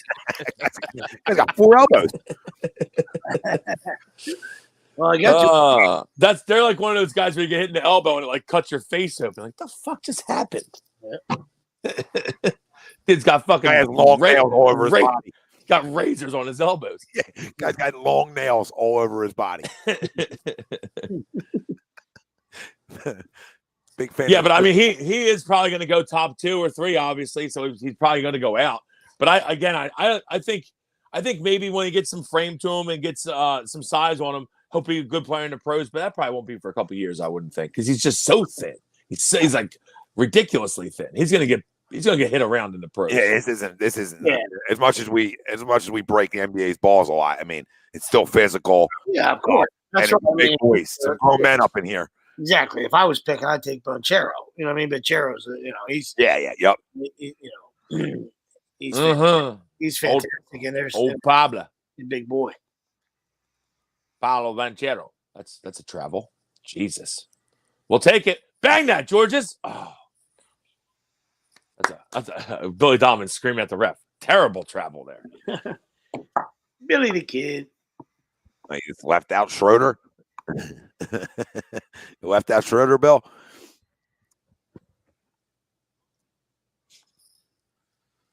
Bill's just adding more bench players, thinking that they're going to accept the trade. We'll throw in 2 more guys from our bench. No update yet on Go SB. Mm. I'm scrolling Twitter. He said, "Can a guy dream?" We know where you are, Bill. With this, Bill's trying to. This isn't even a real trade. This is like a Bill's head trade. It was like my 3-team deal is with the Spurs yesterday. Yeah. He's like, I heard it was this because he was on a trade machine for the last 12 hours, Bill. I know. Just trying to get one that works. I got it. It works. Like when Greg says, you think we'll get DeJounte Murray and who was Karis LeVert and Murray? Is that what it was? Oh. No, it was Beal. Oh, Beal and Murray. It's even better. I gave the Spurs Dinwiddie and Thibault. Rebuild. If San Antonio's thinking about folding their franchise, they might accept. You're gonna ask Pop that question? Well played. Oh wow, the Nets getting doored again. Thanks for showing up. By the way, couldn't happen to a better team. Love it. Love every second of it. And then we don't want to be out. James is out, so it's all the Kyrie show. We don't want to be the ones that told you so. Now, granted, once Durant comes back, they'll be good because he's just so fucking good. But blow the light up. Love it. Oh. Well, I mean, we were saying like Kyrie, Harden, how are they going to work together? I mean, hey, love it. Little dissension over there. This is the scary zone for the Sixers every game now. Like this last, it's getting real scary. 4 minutes of the fourth. Well, the last 3-4 minutes of the third, and then that beginning portion of the fourth, where Doc's running lineups. Jesus now, thankfully, Christ. Joel's in the game still, but Doc's running lineups. We didn't get a rebound to save our life, though. We got one there, but I mean, that ball fell right into Vucevic's lap somehow. He didn't get it. That's amazing. I mean, we just know our shit. I mean, we start the show up by talking about the two. Like, I don't even talk about transition points as being a flaw. Because in the postseason, everything slows down anyway, right? Mm-hmm. But I do look at rebounding as a big thing, especially come postseason time and second chance points. Monster. Because second chance points is all just effort to me, right? And rebounding is an all effort thing. Like I feel like if I was 6'5", I'm freaking 12 a night because I'm just pounding glass, chewing backboards, and just making sure I'm getting paid every year because I'm a double-digit rebounder, right? I mean, I just don't understand it. It's just an effort thing. You would think guys would want to rebound. You think it would be, I don't know. Energy and effort, Tommy. Defense and rebounds. Energy and effort. That's the only thing the grower, not a shower, ever did well, in my opinion. Yeah, that's what we always said. Like, it's amazing that that he's such a soft pussy, because usually when you're a really good defensive player, you're not a soft pussy. I mean, you're a hard fucking dude, because it takes being a hard dude to be a really good defensive player. Yeah. And he is that, but he's also a soft pussy. It makes no sense to me. Yeah, yep. Usually those guys are tough-nosed guys. Yeah, they're usually PJ Tuckers, Draymond Green. They don't care what Jr. you think of them. Marcus Smarts, right? Marcus They don't Smart. care what you Yeah, They exactly. They give two shits what you think about them, right? And there's their type of guys. Listen, Ruben Patterson, Kobe stopper. this guy could be the everything stopper. That's the funny thing. And there's times, because he doesn't have the it and the 1-2, there was times I think he could have done more defensively than what he did. Yeah. Like, I think he could really take people out of the game if he really wanted to. When That's the engaged, worst thing. When he was really engaged defensively, he could take you out of a basketball game. And that's the worst thing about the loss to the Hawks, is that I feel like we would have really given Milwaukee a very tough series, the toughest series that they probably face the rest of the year, because of the fact that we can throw Joe and Ben at Giannis and nobody else can. You know what I mean? That's the biggest. And then we just come up and we fold our asses off against the fucking scumbag Hawks. Embarrassing. No, you're right. I mean, when he's engaged, he is a legit 1-4 lockdown guy. And he's even going to give fives a problem. I'm just not going to say he's going to lock down a 5, right? You know what I mean? But 1-4, when he was engaged, he was legit. He would lock any one of you down. You know what? Like, just the two of us, right? Like, I feel like we should just replay. How's that not a walk? We should replay on HUD for the next month of just him and Joel when they went against Towns. You know what I mean? And just play just the two of us. Because at that point, you thought, look at these guys. Got each other's backs, right? Look at them. Ben showing some toughness, some fight, right? And you really thought they were coming together. And honestly, they were. They were as a tandem, right? And their relationship was, right? But this is what happens at this level when you're given everything throughout your life, like a guy like he was, right? And everything's on a silver spoon for you. As soon as a one guy or two, like happened here, got something to say about you, right? It's take the ball and go home to a whole nother level, right? And that's what Nars fold up the tent, the tent, and that's what happened here. Like he couldn't take not only the fan base, right? The fan base is one thing, right? What really was the trigger for him was when the head coach didn't give a vote of confidence that they could win a championship with them, and then your teammate, who really didn't say anything wrong, just called it how it was, because Joe's a truth talker and he'll put stuff on himself too, right? Says what he said.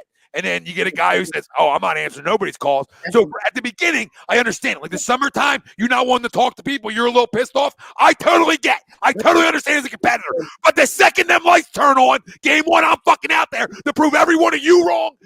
Everybody that says something bad about me, is the difference. And that's what I'm saying. Yeah, that's exactly where I was going. That's the difference in the generations. I mean, you guys saw it. Pride factor. You guys saw it as Eagle fans, right? There's two fucking guys that were, air quote superstars in this town that did the exact same thing. You know what I mean? Like Wentz took his ball, Ben took his ball. Because the minute there was any kind of, pushback, a guy was drafted in the second round or there was critics, you know what I mean? Instead of, like you said, pulling up your bootstraps and then mic drop somebody when you win it all and say, "Hey, listen, all right, you weren't sure. I understand you couldn't answer that question there, or Doc, but here you go. Here you want to hold the title? You want to hold the title we just won, right? You want to hold the title we just won, right? Because you motivated the shit out of me, but I appreciate you. You made me a better player. You made me a better man. Whatever." You don't understand when young guys that play now don't take any advice from the vets, from the OGs, and especially the great ones. Like when Shaq talks to you about, "Hey, if I would have put my ego to the side, I would have had a lot more with that man than I did." Right? When we talk about a Hall of Famer saying, "Listen, I get the ego. I get wanting to be the face of something. But if I put my ego aside, I got 1,000,000 rings, 1,000,000 of them. If I just said, you know what, it can be his team. It doesn't have to be me." Right? If I just put it aside. Right. Instead he DMs them. Like if you then why don't you fucking show up at Turner Studios then? We know you're not a tough guy. I'm just saying, like, I don't even be a tough guy. Oh my God. Have a conversation with the guy. Maybe he can help you. Right? Instead of They said, Shaq, does he have your number? Nope. Instead of DMing the guy, like, oh, I don't appreciate. I don't know what he said. You don't appreciate you roasting me on air. I'm sure that's how it went. Something like that. Big bucket by George is there. Much needed bucket. A little old school. Yeah. Look, that's a little magic, little Kareem. Don't start saying magic. I've dealt with enough hearing about magic. when a certain guy we were talking about was drafted, I thought I was getting magic. I'll take magic with HIV over him. You know what I mean? Just fucking licking people's faces. Well, that's now we're on that fault line again. I'm sorry. I'm just saying. I'll take it. I'll take magic. I'll take you guys sidebar. What else I'll take? But I'll take magic to him over Ben. Oh. Gotta have it, Seth. Wide open. You guys want it? I mean, Don, Troy, I see you guys. It's never too far. You're not taking Magic Hiv over Ben? Come on. Magic Hiv was an all-star. I was going to say Magic Hiv was still a damn good player. Yeah, a real good player. Nobody wanted to touch him. Everyone was just nervous then. Yeah. Guess what? If you fast forwarded to now, people wouldn't be as nervous. I feel like age isn't even a thing anymore. They're more nervous if you have the vid. Guys have latex gloves on. I feel like age isn't even a thing anymore. There's like 7 commercials for people that every day I see commercials for like, take this pill if you have AIDS. I'm like, how many people have AIDS? I see this goddamn AIDS commercial every day. No people have it anymore. Okay, we're going. Yeah, my bad on the fault line. Let's pull it back in. We don't need this right now. I'm just saying, if you remember that All-Star game, nobody wanted to touch the guy. Guy could average 50 in today's NBA. I mean, you're not wrong. I remember. They were like, is he sweating? Said, stay away from him. I would like Ben to know if he's sweating. Don't let him drip. Don't touch him. Only play 2 minutes at a time. Hashtag no drip. He played in the Olympics after he had HIV too, didn't he? Yeah, I don't know. I got to go back and look. I mean, there's no, you can't get canceled. This is the only guy in the history that has ever gained 280 pounds after he fucking got it. Come on. I mean, take it for what you want. I mean, take it for where, take it for whatever way you want to take it. Like, hey, Sweeps, I've been on the jokes. This guy's cracking jokes about AIDS. Guy gained 250 pounds after he fucking got AIDS. So I have to say that maybe the wool was pulled over the eyes, or you got to be a gazillionaire and take 56,000 pills, which is great for the public. Hey, appreciate you. I honestly think I've been on, and I'm about to teeter the fault line, but I've been on the Magic never had AIDS tip for a while. That's a great tip. I really feel like they were like no, Jenny from Forrest Gump's the dirtiest bitch in the history of fucking movies, and no one talks about it. It's amazing. No. But we'll get back to that later. But I'll circle back. Forrest was in and out. He didn't even I really think they were like to the whistle. in and out.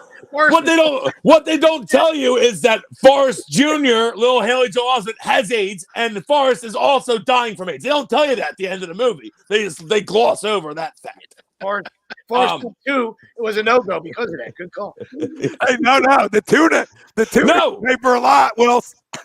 The tuna paid for a lot. I mean, shrimp captain. Shrimp. I got tuna in my head. Yeah. Shrimp captain. Yeah.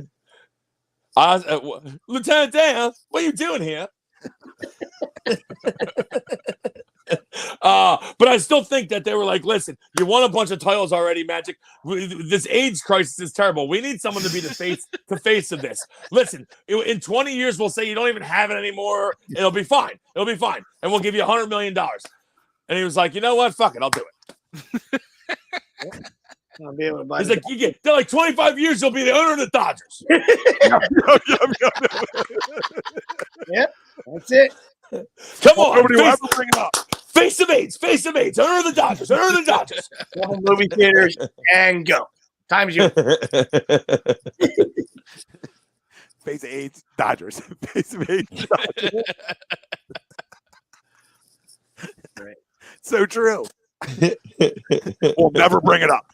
Never gets brought up. Never. Besides us on HUD, it never gets brought up. It's really impossible. I mean, everybody ends up like Tom Hanks in Philadelphia, right? Yeah, That's seriously. 250 pounds.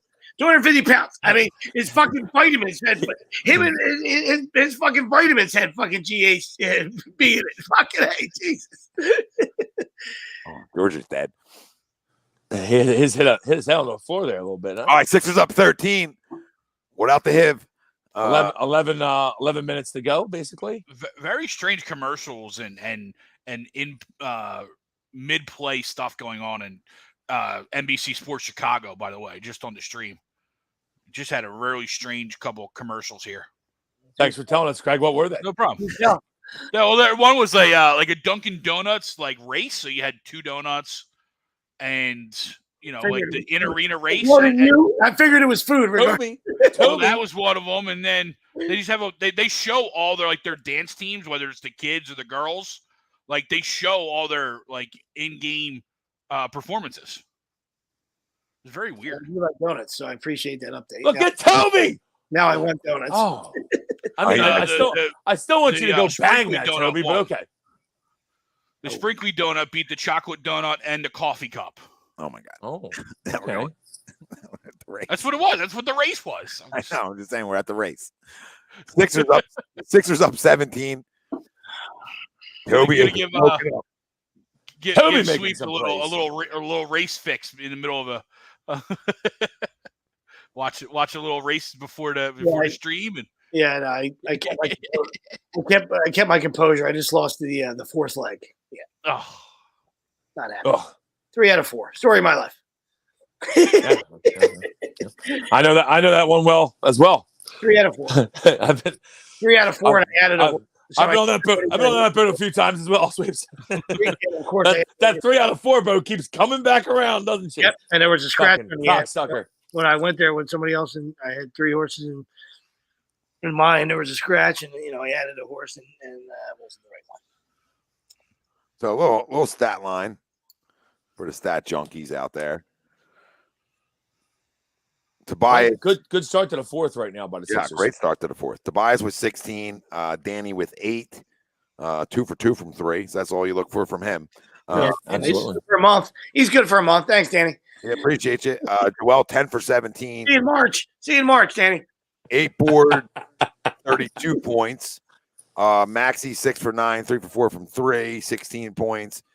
Seth finally in double digits, shot enough, 4 for 13, 2 for 5, 10, and then your bench has been led by Furky with 9, Niang with 5, Drummond has 7 boards, 2 points, and Isaiah Joe scoreless. No, there's your Isaiah Joe is like, does he ever shoot? Does he do anything? He reminds me of RJ Umberger for Flyers fans out there. When RJ Umberger used to just be out there having a couple skate at all times, just doing nothing. Just like he literally had nothing to do with the game. He's just out there skating around. I feel like that's how Isaiah Joe is, just out there running around. He does nothing. We got the Bulls mascots now doing backwards half court shots. Oh my God, is he making any? Is he making them? No, he hasn't made one yet. Let us know. I'm watching right now too. Almost made that one. Too. And then you get the dancers on the side. I mean, that's always good quality television. We know it is, Greg.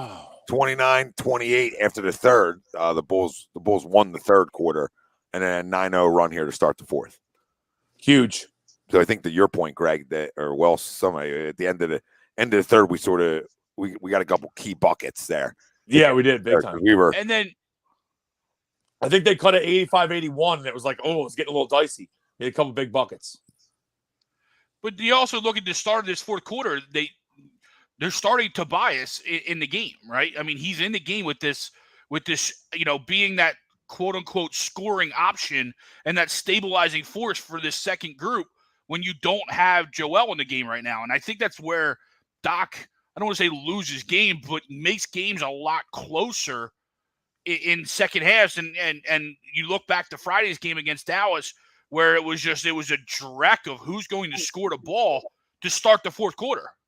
Yeah, in defense of him a little bit. Like Toby's scoring right now. I'm not here going to question Pop, but in defense of him a little bit, I would say that I think the other night in Dallas, he was without Furkan.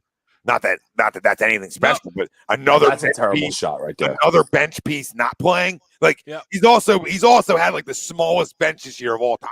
Like, I mean, we're talking about Isaiah Joe and Charlie Brown getting minutes. So, that's their biggest weakness. I laugh every time I hear that dude's name. He did not make one, by the way. The Bulls did not make one. That's their biggest weakness, boys, is they don't have a bench. Right? And I would agree. That's why I feel like you should be scouring for those dudes that get released or possible little trades. Like, I feel like you should be looking for those things because we can definitely upgrade the bench. Like we said, Corky's shooting 28% from three. We're running a little. Get somebody that zone can shoot now. the ball. Like Niang and Drummond, good pieces off your bench, right? But I need more than that. Like, I need more than that. Like, to do what I want to do. Yeah. To go where I want to go. Right? And I think that's the only thing I'll give him a pass on this year. Absolutely. Because Phoenix has got a great bench. I mean, you need a better bench. We're 10 games over 500 with what we've ran out there all year. So he is you're not Pop, but you are a good coach. And I know you're a good coach. And I know you got a good staff. All right. Just, I get a little, I don't like when you act like you're bigger than the game of basketball, but we were all excited about this hire because we knew it was a good coach. Not a great one, but we knew, hey, we were getting accountability in the house, which we got more than we ever thought we were going to get. Because at the end of the day, we got a guy not playing because there's so much accountability. we got too much, right? We went from Brett Brown, like, come over, I'll cook you some food after a tough game, right? and then we got Doc. I'll cook you some food.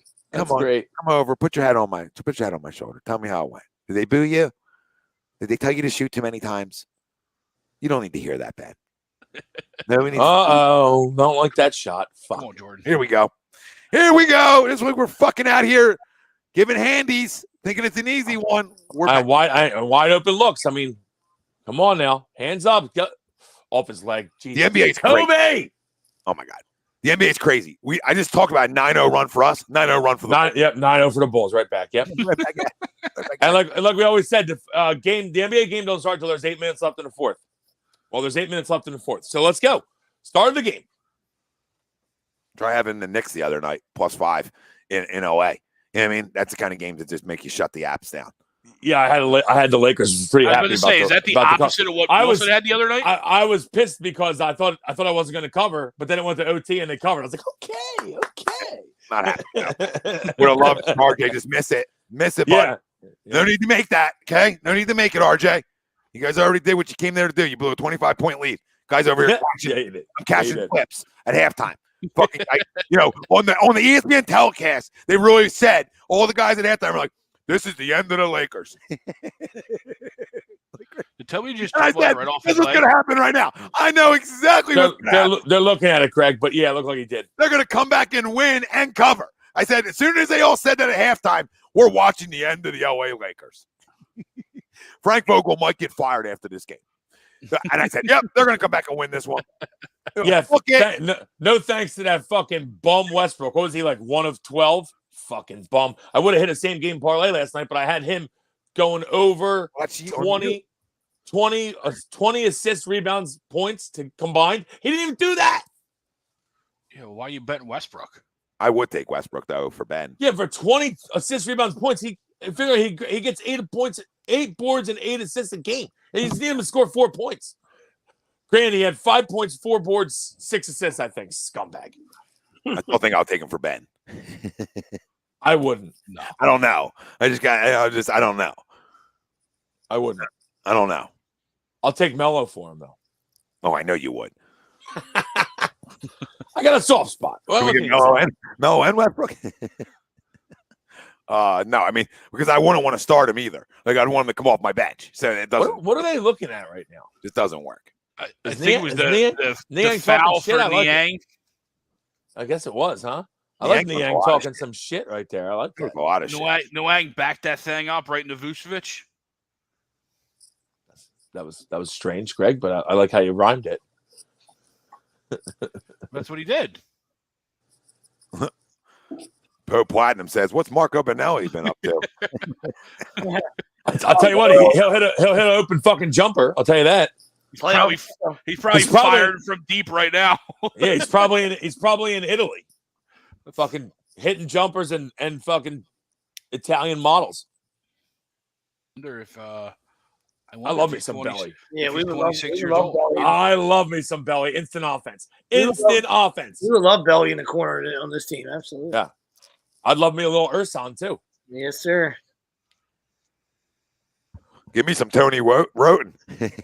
Oh, Oh my God. Oh my God. What did they call? Are you kidding me? Oh God. That's 2 shots and the ball. 2 shots and the ball. Hey, man, we'll go back So to they the go process. flagrant one.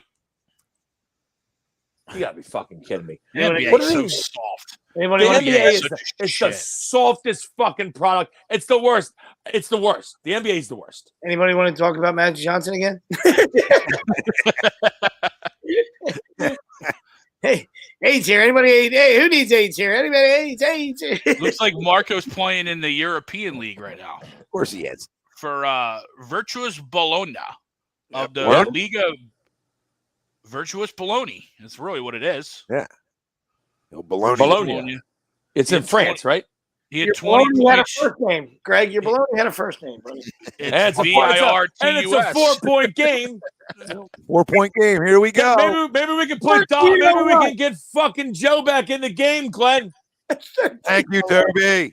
Had a Yeah. baby. All right, and Joe's at the scorers table. Love it. Hey, 13 Just keep plotting this group out, Doc. Oh my God! You Someone's just gonna ground hand me. on him. No. Oh, that's a Rebound. terrible. That's a terrible call. He did drop a 20 piece the other night. What was he from 3? Let's see. Just asking for a friend. Asking for a Simmons. 2 of 6. Still can shoot it. Oh, January 2030 was 2 of 10. Oh, Who are we talking about? Bellinelli. He was 2 Oh, of 10. Bellinelli. 3 of 11 overall. Holy I mean, everybody smokes. went up for the ball there. That's such a shit call. Yeah, that's a terrible call, Sweeps. I'm right with you. Terrible call. Don doesn't know if he can trust these duels for $1. Yes, well played, Don. Well played. Somebody updating Bellinelli's Wikipedia. Don't tell us his age, Greg. Don't tell us his He's age. 26. Trade Ben for him right now. And he does have grandchildren. Well played, sir. He did drop 34 earlier in the month. Of course he did. Shoot or shoot. 6 of 11 from 3, 11 of 16 overall. Shoot or shoot. You know, Greg triple checked that. He was like, "Is this from 2011? Is this from 2011? Fuck, man. Was he a Spur? Was he a Spur when this happened? Did I not pay my Wikipedia bill?" Boy, Joe, let's fucking go, Joe. Hey, baby. Hey, welcome back, Joe. Hey, he's not the MVP. Fucking guy's gonna have fucking 40 on the road. Oh, that's what? What? We're gonna need. That's offensive goaltending. Oh my god. We're gonna need you to get 45, Joe, to win this. What's he at now? I didn't look. 35, maybe? 34. 34? Jesus God, we're going to lose this game. It's a good screen. M1, Toby. Okay. Toby, after the YMCA call out. Welcome. Toby's had a good fourth. Yes. Dude, that is basket interference. There's no way that was off the rim, was it? That's terrible. That's terrible. Toby having a good game. Yeah, 20 points, 5 rebounds, 13. 21, 5, and 4. 20, Well, 5 and 4. Listen, your eyes. Maybe 21. Did you Yeah. make your free throw? Yeah. Right, that's, Yes. that's why we're such big eye guys, right? The numbers are one thing, but today you see he's playing with a little. Yeah, he's played well today. Yes, It's absolutely. a little aggression. It's a little 1-2. It's a little bit going to the line. What is that call? That's a bad fucking foul there by him, but again, DeRozan gets. I'm not sure that was even a foul. DeRozan gets so many calls.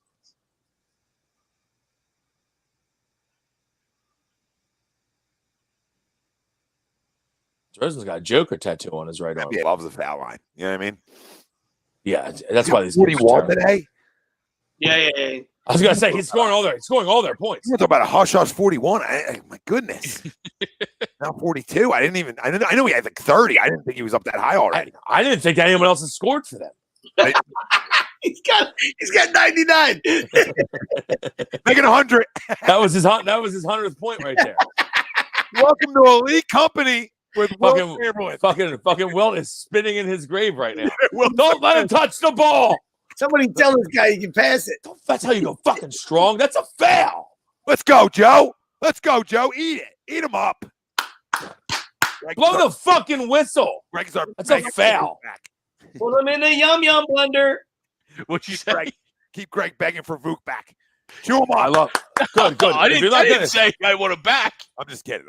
I know. Dunk it. Let's go. I'll take it back. Woo! No, I would, but I'm saying if Joel has a foot injury, we don't. No, yeah, you're right. That was pre. I like how they didn't call the foul on Joe on this side after they didn't give it to him on that side though. I like that because that was a little iffy. Oh, nice. Let's go. Extend the lead. Yes, sir. Billy Donovan getting grayer by the second. Oh, Joe, that's pull it, shoot it. Oh, shit. He waited. He hesitated too long. You look to your feet. Trust it. Oh, shit. You're way ahead of me. Yep, me too. 3 goes in. I'll try to quiet down. No, it's a live reaction show. I was never big on surprises anyway. I always opened up all my gifts before Christmas anyway. Just tell me what's in the box. I'm cool. I always peeked. Go on, Joe. Joe is such a stud, dude. Wow. Just ungodly stud. 40 burger. Yeah, He's a decent player. I think he's gonna make it. Gonna need 45 to win this, Joe. They got one more run in them. Oh yes.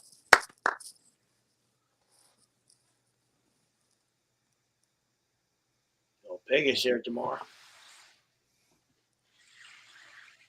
Yeah, you're not a 3-point shooter, DeMar. What are you doing? Throw it into the big fella. Fucking. Jeez. Oh, come on, Seth. I mean, that's just a bad shot. What are you doing? Playing horse? What are you doing? Why are you not getting the ball right back into his hands? I know. Just No common. reason to throw up a fucking horse shot there. What the fuck? Oh, Tyrese, steal that ball right there. What? Why is Thibault hurt? Who? Thibault. He hasn't played all game. I don't think. No, I know. I think he's out, but Yeah. I didn't see why. Something with the knee the other night. Oh. I think Doc just hit Seth with a little wide. I think he just hit Yeah. him wide there.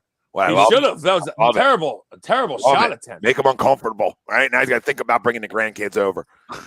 Luka light you up for a triple double. That Now all of a sudden you're hurt. That he does have confirmed grandkids.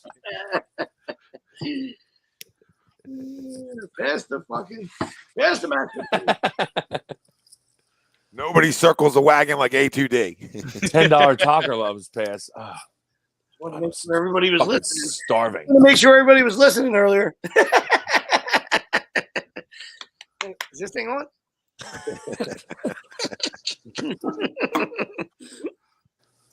Nothing, throwing out some good, some juicy wrong nuggets just to see if anybody's paying attention. You guys are listening. We're here to help you guys. That's it. Just seeing if you're on your stats. We're just gonna blame Stat Guy Greg for everything. That's on Greg's fault. Yeah, that's me. Scooter Milakovic.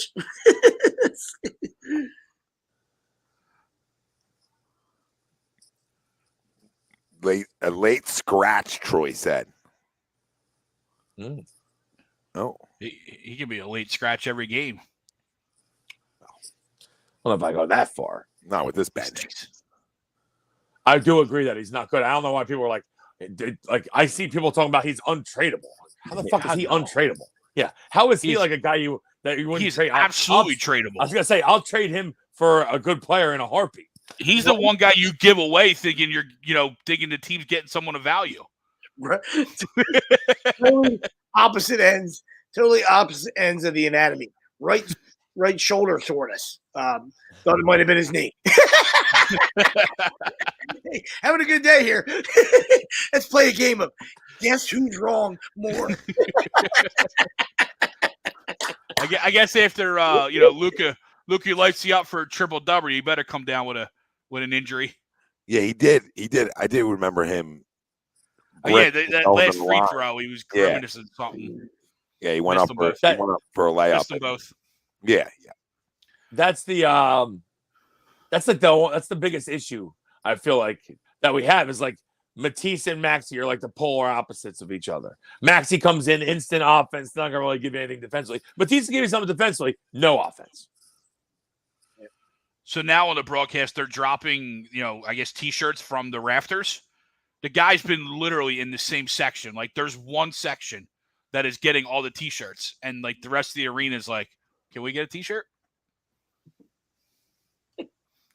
Full broadcasting, I tell you. Streaming is wonderful. Amos nothing over here. No. Oh, good thing is good board, Georges. Either way, they gave me on mute, right?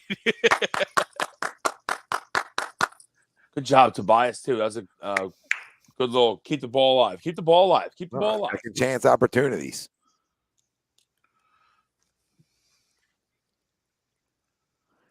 Yeah, like I get Matisse's defense, but he's untradables. That's I think people talking about like, oh, can't move Matisse. Why? Squeeze me? Yeah. Oh, George. It's a fucking free throw, dude. The defense to me is still even. Yeah, he's good. Like he shut down Steph, but then Luka lights him up for a trip. Like Yeah, but it's like we always say though, Greg. Like all you gotta do is just try to make it hard on them superstars because they're gonna get theirs. No, I know, but that's what I'm saying. Like I don't know why we overvalue this guy so much, or some of the fans do. No, like, what we do is we're overvaluing the defense like it's the NFL. Yeah, and I've been guilty of it for 3 years. Pomsy Group. There was a time where we needed it.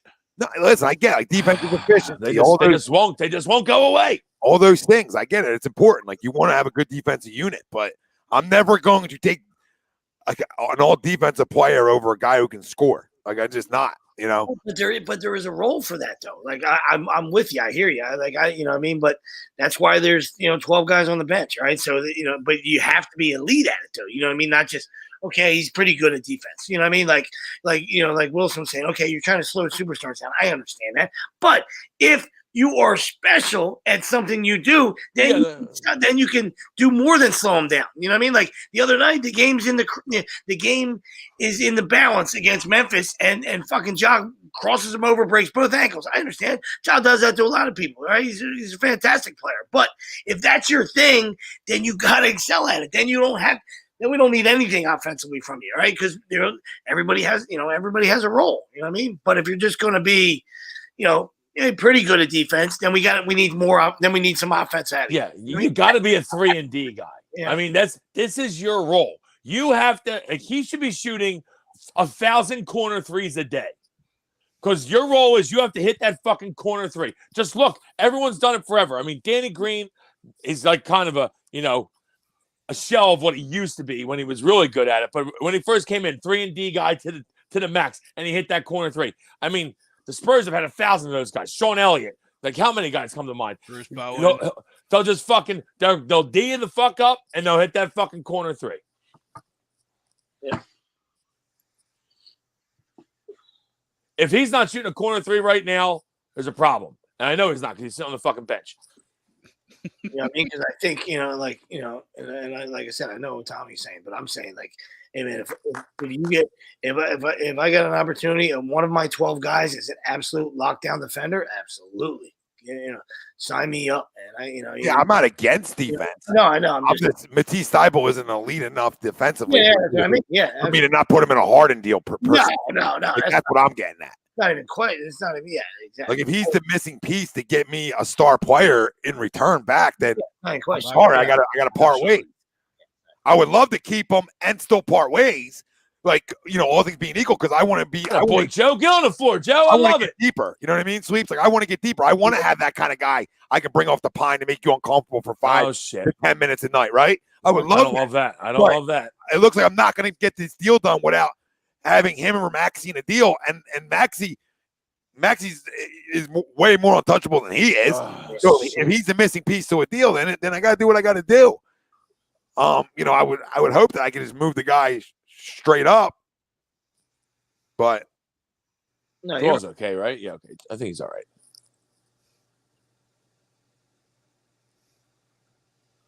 Look like he might have got like a little knee or lower leg to the head there on the dive.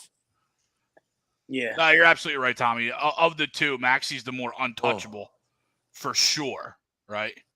There's no question about that. yeah, and then again, Wasn't that bad actually. Yeah. I wouldn't even think about it. Like if you asked me, if you told me that was multiple choice, I wouldn't even need multiple choice. Which I enjoy a good multiple choice test. You know what I mean? Let's go, Toby. I don't need it. Toby, get aggressive. You're asking me about Thibault or fucking Maxey. It's not. I could write you an essay on why it's Maxey. yeah. I mean, I could probably tell you 10 guys. Scores the basketball.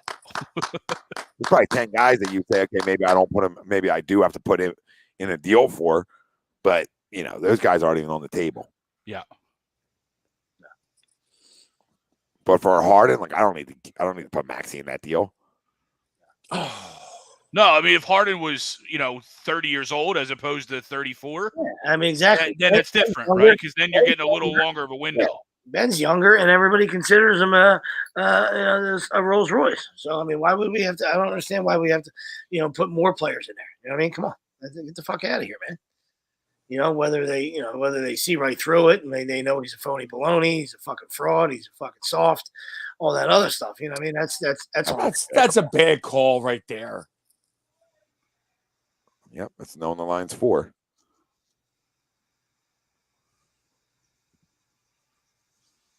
Oh my God, he's already. That's such an awful call, dude. Yeah, we've been getting hosed. It's been a brutal half, foul wise. I mean, these refs have been. Yeah, they've been shit. Look at Doc shaking his head too. You know what I mean? I feel like he's been all over refs all year, which is what coaches do. But I just and I feel like that. I do like that out of him, though. I like that. He's all over refs. I'll give him a doc for that. No Glenn on that one.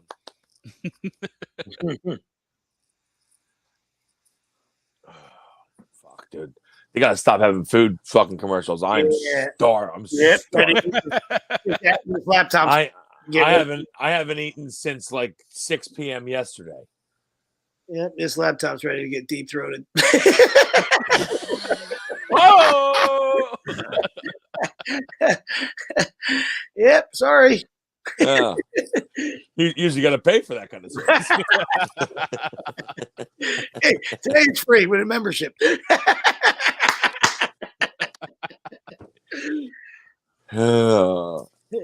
Hey, Don, couldn't happen to a better squad.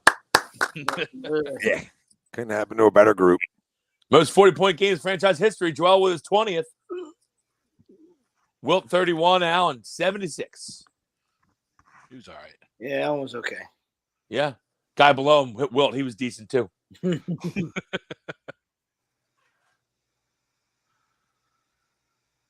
just wasn't a Sixer that long, unfortunately. Yeah. Probably would have had a lot more. For sure. Oh, wow. DeRozan. Love that shot out of you, bud. I can't believe how behind I am. He was picking up the loose ball, and you were like, clank, clanky. They're still in the huddle. Greg's still watching them throw fucking T-shirts. It's a Papa John's commercial. George's, that's ball game right there. That's fucking nail in the coffin. That was a preemptive clap by me, thanks to Wilson, telling me what's in my gift. I was like, there we go. Good win. Right. I dealt with this the last time we were on. I'm pretty happy I'm in the lead today. Feeling real good about it. Good win, boys. I don't care if they're missing. Suck a dick. Suck a dick. Joel hit 2 threes, right? And he's got definitely has over 30. He's got 42 threes He and just 40. got his 10th double. He just got his 10th rebound, so he's got a 40 double and double. Beautiful. That's 40 and beautiful. 2 triples, yeah. I think I hit my same game parlay. Let's go. Georgie's getting some late game action. I had DeRozan over 25, which he's way over. I had Check. Joel over 30. Check. I had Joel with 2 3-pointers made. Yep. Check. Right on the nose. Tobias over 15, which is also a check. Check. I think I had the Sixers to win. I hit it. Let's go. What was that, Wells? It wasn't that much. It was like $10 to win 120, I think. Yeah. But yeah, I'll take it big time. I'll do some things. I wish I would have said fucking him. I wish I would have said JoJo and DeRozan both over 40. That'd have been nice. That'd have been a nice payday. Of course, Joe's got a headache now. Fuck Joe. It doesn't give you like a. He did get hit in the head right there. No, Yeah, I mean, you know what this is? You know what this is? Sweeps. You know what this is? This is setting up for the old. You know what? He won't play against Phoenix. He can't play versus Phoenix. Here it is, setting it up. I never implied that he's faking. I'm just like, come on, Joe. You're all we got, buddy. You're all we got. I'm hanging on. It's like hey, it's the posters behind the door. Fucking hanging on here, buddy. It's the fucking girl in the white snake fucking hood. Come on, man. That is true. That is true. Like I don't even want to talk about it. I'm not even going to say it because I don't want to mention it. But like, wow, we're probably really not good if he has to. That's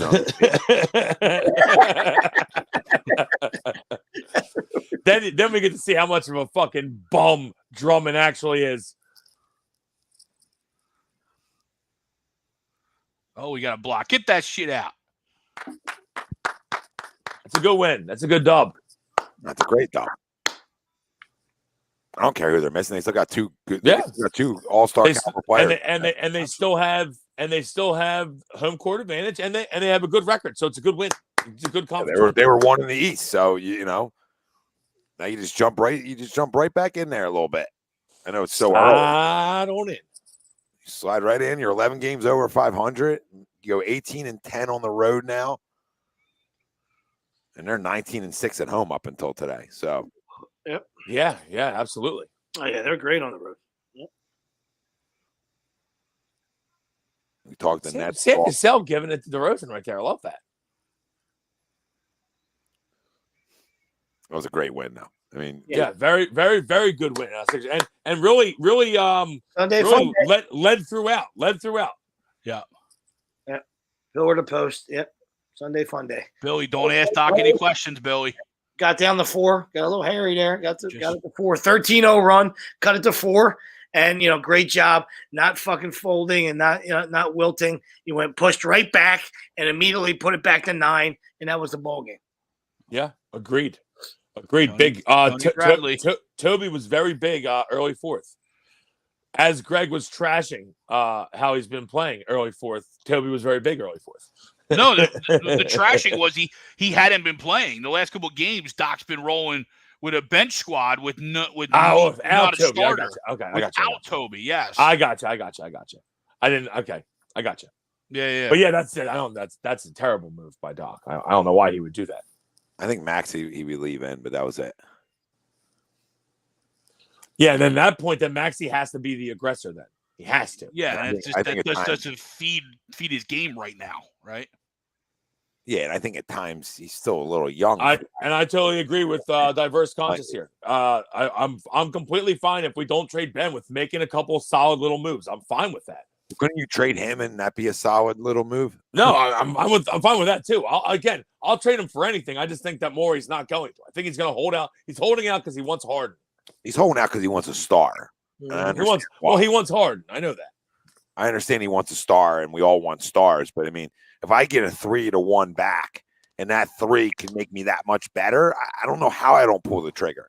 Like knowing what my roster is, knowing I have a young point guard who's 21, who's only getting better, right? Like the window. I know he talked about this, and I understand it. That wow, listen, if you make the silly move or the small, the move that's not big enough today, not only do you take away, you can't just make a move just for this year because you could ruin the rest of Joel's prime. Like I get that side of it, but you know what I mean?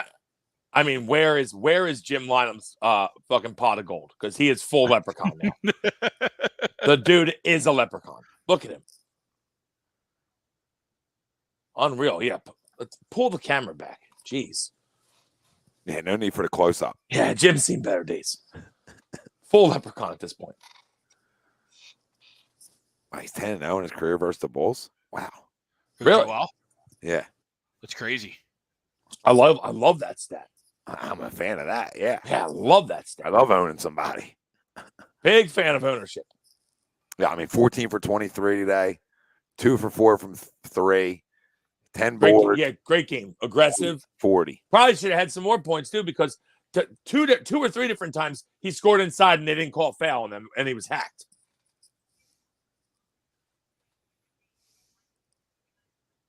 Toby with a good game. Well, that's what it is, Wills. It's being downhill. It's being aggressive. I mean, when he plays that type of style, that's when he's always been his best. I mean, yeah, he's just. I mean, no one's playing better than him. No one's playing better basketball than him in the world right now. So, it's great to see. And again, that's why we have to strike while the iron's hot. Make a move. Make this team better. The East is wide the fuck open. Brooklyn stinks. Like, obviously, Joel's never lost to Chicago. Are we scared of them? I mean, let's go. No, I'm not really scared of anybody in the East. No, I mean, I think Milwaukee's really good, but like, are they going to turn it on? Like, are they suffering from a little, a little hangover sesh going on from Milwaukee? Giannis was jet setting around. Look at me, MVP. I think maybe they're suffering a little hangover. Yeah, because they haven't been that good. I thought they were going to be a lot better than they've been. That's a big stat for Toby. 11 of 23 points in the fourth. Yeah, he was huge in the fourth. Especially after, again, Friday night where he was non-existent in the second half. Like the whole second half, let alone the fourth quarter. Yep. Entire second half. Still think that's like we always talk about. And guess what? Maybe we don't even need a big move if Toby just stays aggressive. But he goes through these lapses where he's just not aggressive at all. And you're like, is he even on the court? What is he doing? Tom, you were saying earlier the best. Like he sometimes he doesn't even look like he wants to go to, like he goes to the hole with the softest go to the hole you've ever seen. Like, go aggressively. I just don't get it. I don't get it because sometimes he looks so good, and there's other times where you're like, dude, what are you doing? How do you only go to the line five times? He's such a Jekyll and Hyde player. It's amazing. Yeah. Like tonight, again, I thought he was way more aggressive. Went to the line 5 times. I still think he can go to the line more. Yeah, absolutely. If he imposed his will a little bit more and sort of looked for contact more than he does, right? Like I think because he's a downhill player. I mean, that's when he's been his best. So when I'm talking about downhill, I meant Toby, Joel too, but I meant Toby being downhill because that's really when he tried his entire career. I feel like he's great from 6 to 10 feet is like his range. That's where you wanted him. That's where you want him to be. But I think like when you talk about those three guys, Embiid, Maxey, and Harris, if you just add on to that, even like I said, with like even if it's you get 2 players back that neither one are stars, but both are damn good basketball players, right? Like, oh, man, you're right there. Like you're right there. Nobody can tell me you're not. Like Miami's a really good basketball team and a scary team in the Eastern Conference. But are they star heavy? No, they're loaded. They're deep as shit. I'm not sure how good Miami is. I'm just making a point. If you punch, now I know that Jimmy's a great leader and all, but if you punch Miami in the mouth, I don't know how good they are. They got a lot of guys I think that just want to look good. Like they got a South Beach scene going on down there. They got a lot of guys want to look good. I feel like to me, Bam. I'm not sure how good Bam Adebayo is. I think he's a guy that maybe wants to look better than he actually is. I love to see Joel give it to Bam. I'm just talking about the number one team in the East as of right this minute is Miami. Oh, and they're good. But I'm not sure how good Tyler Herro is. They're just deep. I mean, he can shoot. They are deep. That's the point. They're deep. They're very deep. They got a star, and then they got a bunch of I can hit you deep from all different spots. And I think if you look at us, similar way, we got our star, and then if you add on to that, if you get 2-for-1 deal back, right? Then you're just getting deeper, right? So now you're a deeper basketball team. And as long as you have a star, especially a big man, if I could surround that with the more scoring, the better. And with Tyrese continuing to grow to what he is more than Tobias. Tobias is going to be what Tobias is. But Maxi's growth, if I can add around this, I think I got enough. I'm not guaranteeing you we cut the nets down. You could trade for Harden, and it ain't a guarantee. So I still think we have to make bench moves. You know what I mean? So if I was just looking at that. If we don't make, if obviously Ben Simmons is not the deal being made, are you looking at trading just picks, or are you looking for other guys to go? Like, for example, Tobias Harris is another guy that could be moved. Danny Green, and then after that though, there's really nothing that's going to bring you back any type of value in a trade after that. Yeah, you trade picks. Tobias for another Tobias. You know what I mean? I'm not moving Tobias for somebody else. No, you don't move Tobias.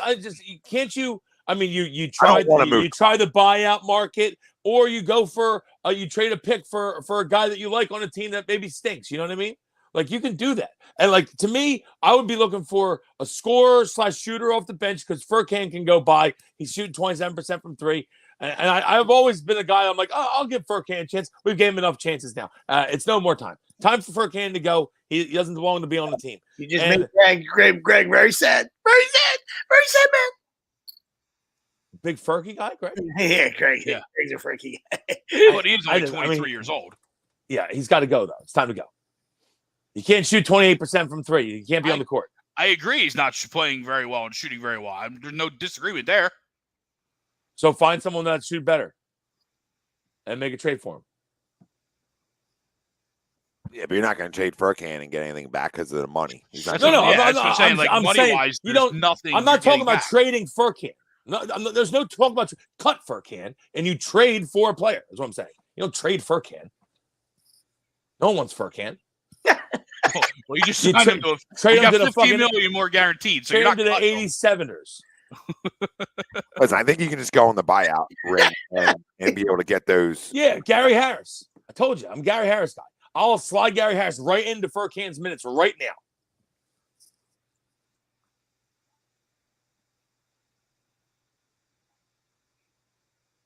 And there's others I would do too, but Gary Harris is top of my list. And we are watching a different Joe too, by the way, because 7th game this year with 40 plus. The dude's a monster right now. Nobody better. You're definitely watching a different. There's no one better in the league right now. There's no one better in the world right now. Yep, he should be at the top of the list. I don't know why he's not. I know you can say fucking Djokovic and everyone's something, but you can't tell me, or Jokic. You can't tell me that he's playing better than Joe right now, because he's just not. I know he's not. Nope. That's what I said before. Listen, Joker's awesome. Spelling Bee's awesome, right? But Joe's the MVP. Yeah. Sorry. Yeah. Sorry. Luke is awesome. There's a bunch of guys that are awesome. Joe's the best player in the world right now. It has nothing to do with being a fucking Sixer fan. Come on, just use your eyes, man. Guys fucking carried this team, right? I mean, we said it right before. If Joe was to get, God forbid, I don't even want to say it, but if he was to go down, I mean, we stink. Yep, that's me. Yep, that's us.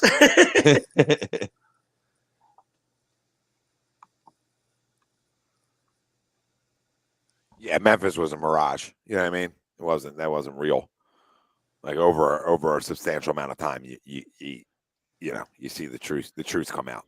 Yeah, and not that missing a max paid guy at any time is going to be easy to deal with, but when you then go down 2 max guys, right? In the past, Ben was at least able to, sustain a little bit while the big man was out. There's none of that this year. Yeah, we don't even want to talk. We can't even talk about it. I don't want to talk about it. Nope. Well, you brought it up. No, I didn't. Maxi show. Yeah, it would be Maxi and Toby. They would have to shoot a ton. Yeah. And they'd have to impose their will on it. I'm not sure that they can.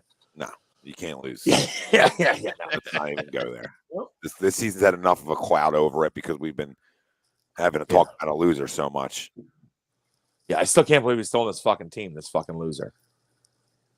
I literally. That's why it's good that we're not GMs sometimes. We always said put the GM hat on, but it's good that we're not, Tom, because we're too emotional guys, me and you. Well, we would have traded them months ago for a terrible, terrible return.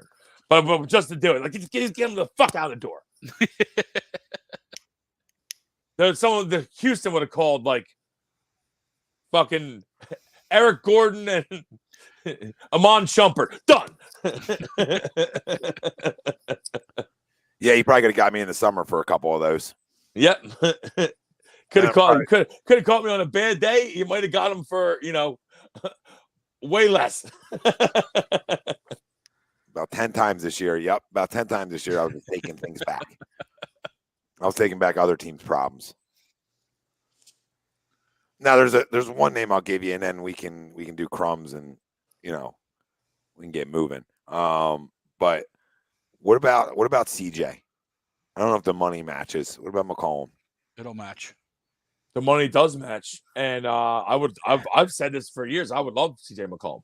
I think he would fit on our team perfectly because he's not really a playmaker. He's more of a shooter, and that's what we need, because Joel will get him the ball, or Tyrese will get him the ball, whoever. So just need him to shoot. I love that. Yeah, especially now that he's back healthy. Absolutely. All right, we'll see where that goes.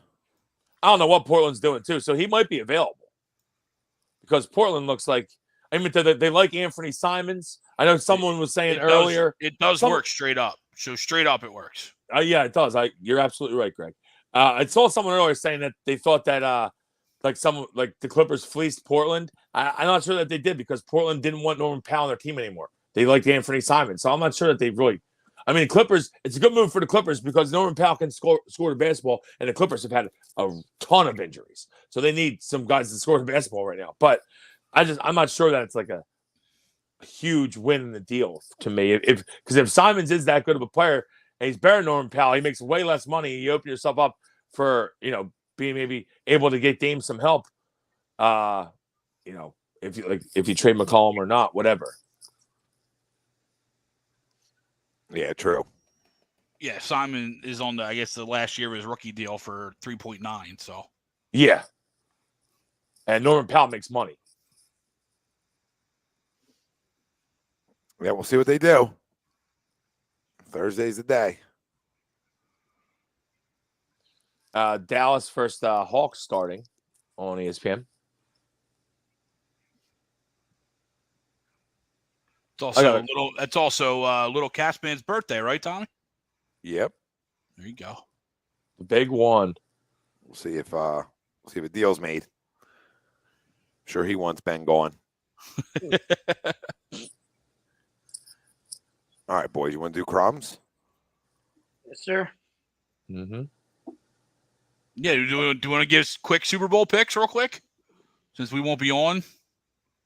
Shoot them out. Yeah. What are we thinking next week? By the way, because I got this Super Bowl party I'm going to go to. Do you want to go on? Do you want to go on before the Super Bowl, or no? Yeah, we can talk. We'll talk throughout like early. Yeah, we'll talk throughout the week. We'll see what works best. Definitely not nighttime or the Super Bowl. So it's either. Yeah. Okay. I'll throw a pick out there for you, Greg. I'm going to say 24-20 Rams.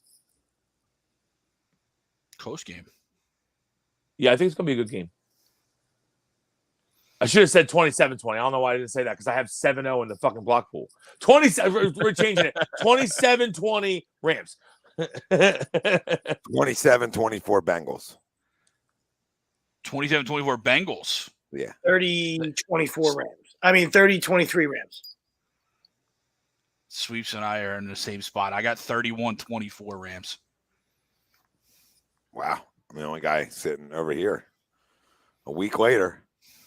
No, there's a bunch of Rams I hate, so I mean, I wouldn't be sad. Yeah, I'm going to root for the Bengals. I just think the Burrow Rams guy. I'm a Burrow guy, so I mean, I know the Matthew Stafford story is cute. He doesn't pay my bills. I can really give two shits. You know what I mean? So, nice guy. I mean, maybe get yours, Matt. Go ahead, but I like what Burrow's doing. You know what I mean, especially from his fucking back. Guy's been awesome. So. But I think the Rams defense is too much. Yeah, I think the D line is going to be a problem. That Bengals line is atrocious. Aaron Donald's biggest issue on the planet with a good offensive line. All right, and you added Von Miller to take you over the top. It's just there's just I don't know how it happens, but listen, Bengals been doing it with mirrors for a while, so who knows? What do I know? Oh, by the way, Tommy, so I know you're talking about bad hair now. You're talking about Bullock. Yeah. Yeah. Because Dallas is on right now, and holy shit, what is on that dude's head right now? He looks like a skunk. What is going on out there? I'm still not sure what's on his head. Dude, what is that? For me, it'll be the we saw how bad the refs were today. And it's just the NBA refs, but the glaring thing was the other night, Friday night, was the Hornets, Cavs. Dude takes a practice 3-point shot. The guy on the Cleveland's bench pretends like to block it. This ref calls a foul and won. It didn't even go in. It's a dead ball. Dead ball. You guys got to see it. Dead ball, practice shot. I know, yeah. And one says, then he's teeing up dudes. Like, what are you doing, bro? Get a grip, man. Wow. Grip. Counted it. Hey, give me the bucket. Oh, man. It's just, I've never seen anything like it. It was just, like have a conference. Have a meeting, dude. Like, what are you guys doing, man? Like, fix your life. I don't mind you give out multiple tees. It's has that guy been fired yet? Like Tomlin, tripping the guy on the kick return. I don't mind you giving out fucking multiple tees. But like, you can't count the basket. It was a dead ball practice three. Yeah. Wow. I just don't understand. Has that ref been fired? I've never seen any. I saw it the other day, yesterday. I think I saw it, and I've never seen anything like that in my life. No. Ever. Yeah. He had to say the Holiday Inn Express. I've never seen it. Ever. Yeah. Like, he had to get a call from the league office, like, by the way, you're fired. Yeah. I mean, I don't know what the fuck you thought you were doing, but you're fired. You know what we're going to do? MBDL looking for refs. We're going to send you down. Get your life you right. You can think about how when it's a dead ball, the points don't count. And it's a dead ball. My crumb quickly is going to be Major League Baseball until they get a deal done. Every week, unless somebody takes him over. Right now, this isn't nothing really took me over this week. So it's Major League Baseball. Get a fucking deal done. It's ridiculous. Seriously, I didn't want to talk about it. I hear you on that though. Unreal. Get out of your way, dude. If we don't have baseball this year, I'm gonna fucking lose my mind. Listen, I've always said I thought they would never, the pro sports won't get there because there's too much money on the line. But with Major League Baseball, I don't put nothing by them. No, they've shown it before that they'll get rid of games. Jesus, They don't care. They don't care. I can't imagine. It's all about like service time stuff. I still think that it's going to come back, but man, we're starting to get to the point. It's like, yo, guys, I fucking spring training is supposed to start in like 10 days. Yeah, almost. What the fuck are we doing here? Almost 30 years ago, right? 1993, I think, was that work stoppage, right? Yeah, 93. Yeah, Right. like halfway through the season. I think it was like August 10th. They just said, "Yeah, fuck it, season's over." Frank Thomas was rolling. That's my guy too. Rolling.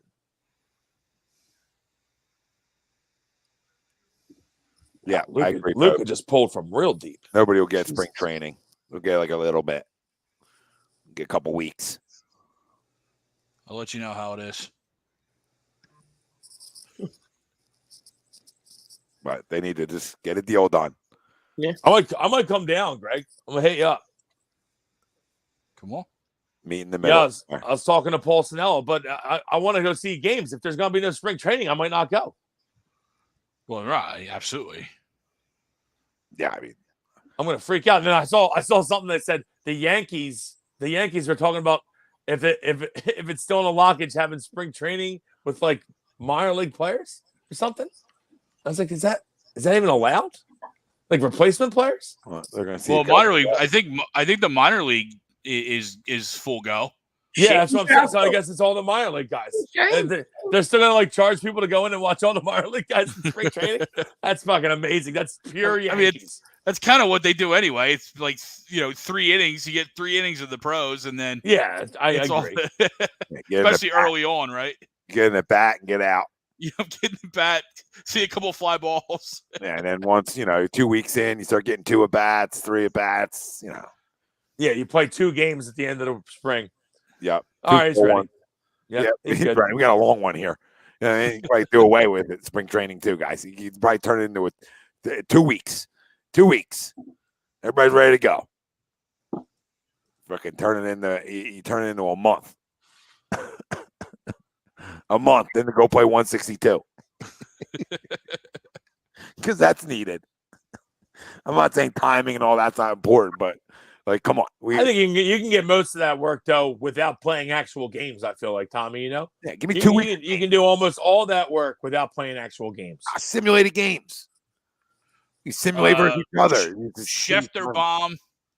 Miami is working on a deal with 49ers offensive coordinator Mike McDaniel to be their next head coach. 49ers offense sucks. No thanks. You had a guy in house. Two stinks. You had a coach in place. Now there's a lawsuit. Now the fucking sky's falling. He's in crickers. See what you got? So he just popped right up there. He was ready. He was falling asleep back there, and then he popped right up. Did you need a crumb sweep? Sweeps was like, "Fuck! Did I already do my crumb?" No thanks of all time. 49ers offensive. No thanks. Shit QB in San Fran. Shit QB in Miami. 49ers offense was get the ball to Debo. If he brings Debo with him, then fucking give me up. That could be good for Jalen Waddle owners. I was gonna say you got Waddle. A lot of Waddle.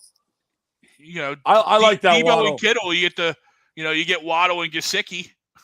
If Sweeps could just get a QB that'll throw the ball downfield to Waddle, it'd be great. You wouldn't have to throw 1,000 screens to him a game.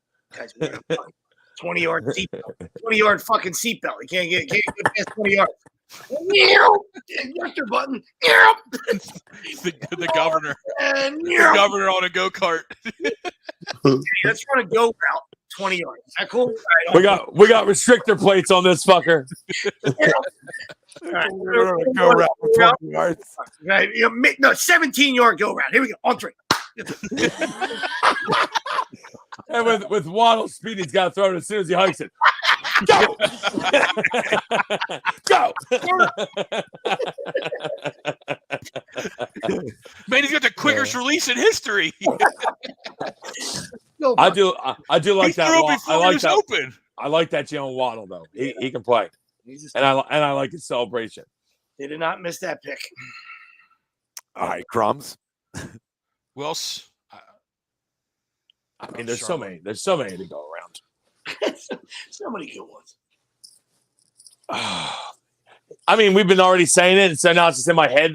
But just Ben Simmons again. What a fucking piece of shit. Now that Greg's coming out, he's got to go. He's got to go outside the city to find games. I hope so. You have to go outside the country to find games. Who's playing with this fucking crumb? I still can't believe he's on this fucking team. Like, trade him already, please. God, Daryl, please trade him. Fucking piece of shit. Yeah. I used to love him. I wanted, like, when he came out of college, I thought he was gonna be so good. And I feel like he stabbed me in the back 17 times. Like, not just once. He was just there. Oh, that's an E-Type. What a piece of shit. E-Type Brutai. What a fucking piece of shit. Scumbag. Yeah, I'll kind of piggyback off that, and he could very well get himself out of the crumb, but until something happens one way or another, Daryl Morey, it's just gone on way too long, and I was, I was a guy that was willing to, and still am to a point, willing to wait for something, but you're telling me of everything you've seen so far, there's nothing been there, right? I mean, we're still had this cloud around our head, over our team. You have arguably the MVP of the league right now, and he's playing with I don't want to say a bunch of guys, but he's playing with a bunch of guys. Obviously needs help. Needed all 45 or 40 tonight to beat the Bulls. So let's go, Daryl. Yeah, it's not going to go up. His value doesn't go up, especially when you got Hall of Famers on national TV crushing guys. That's not going to help value around the league either. So doesn't go up at all. And I think he's tried to hold on to him because he wants to turn value back, and I get it. And listen, I think at some point you get caught with your pants down because you hold on too long. Yeah, I think his pants are getting down, Tommy. Yeah, depends where you are too. Open sesame. Yeah, right? Open sesame. Most of the time, that's a good place to be. Yeah. Pants down's usually something I'm in for. But not where Daryl is. Not where Daryl is. No. He's in a dark alley Yeah. with those pants down. He don't know what's jumping on. He's in a bathhouse. Yeah, you don't be running. You don't be walking around the Golden Gate Bridge with your pants down. That's what I was going to say. I just didn't want to give the location. Officially canceled. We were close.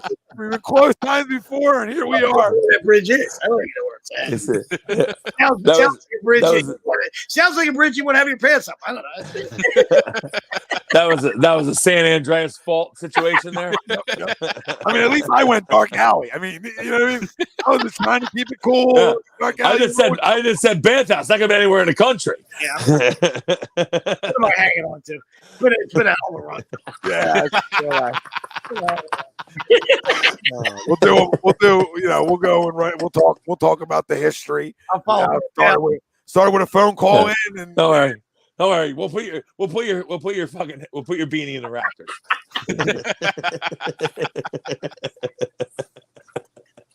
in the glass. Yeah, I mean, It's like a big circle, like with a line through it. Can we get the hoodie for the Super Bowl too? Up there with a big line. Oh, that one got me. No, ma'am. no Golden Gate. Yeah. If you see this guy, go the other way. With your pants up. What happened to Sweep Sim is a pants down situation.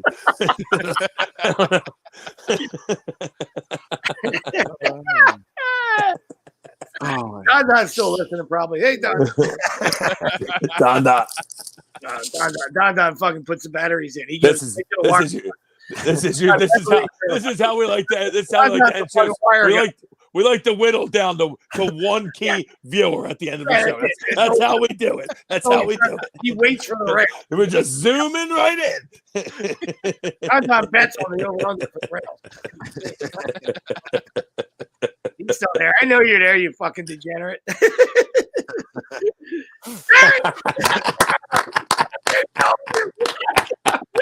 Fucking love that guy. There he is. Don. Somebody send that guy a T-shirt. I'll pay for it. There. Yeah, Philly drinkers. This thing on. Send that guy a T-shirt. Now he knew it. There it's coming. I know it. There's he said T-shirt. I'm like, dude, help out. Somebody's coming. Pink coming.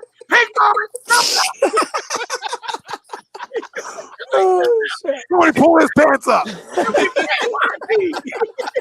And there goes Wills. Give me two. Yeah. And there was two. Oh. You started crying. All right, boys. Great job. Oh, If you want to check out any of our sponsors, We don't have any more, but yeah. Former sponsors here. Tommy's got a brown paper bags like fucking. yeah, nobody's listening anyway. Fucking nobody's listening. We're brought to you. Well, we were brought to you every Sunday by Specialized Physical Therapy, located in Burlington, Cherry Hill, New Jersey. You can find them on the web, specializedphysicaltherapy.com. We're brought to you by Manscaped as well, and you get 20% off and free shipping with the code A2D at manscaped.com. Have a reason to drop your drawers. Full circle. Yeah. All right, let's bring it back. Get If you get caught with your drawers down, you want to have the Manscaped. Make sure your situation's looking good. You never know when it happens. Just got the body wash in. We'll see how that works out. Oh, delicious. Oh yeah. Well, get your body wash in. Get 20% off free shipping with the code A2D at manscaped.com. I can't even read these right now. Everything's taking me to the Golden Gate. Right here. I just feel like I'm slowly walking there. What's going on here? This doesn't seem right. This this thing on? Magic, is that you? Magic, is that Magic, is that you? Nobody around here. Nobody's seen you around here in 30 years.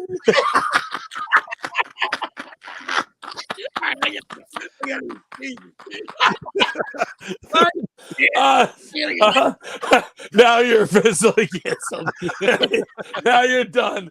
There's Magic's got a guy that just scours everything. By the way, we got a podcast claims Magic was in a bathhouse 30 years ago. We got to cancel him immediately. Can't have that being out.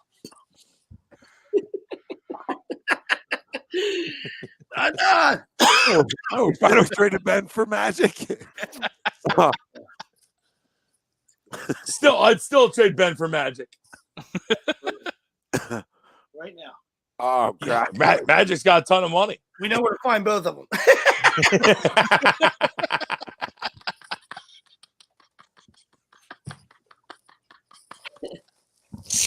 You got me on that one. I think I'm crying a little bit. On that one. Hey, last scene together.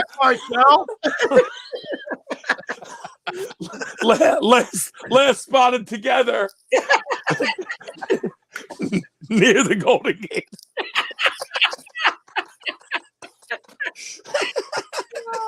This is Sally. We are burrowing ourselves now. Joe Burrow? Really put ourselves in the corner here, huh? It's amazing. I'm crying. Yep, it's official. I'm crying. Not be dirty dancing too.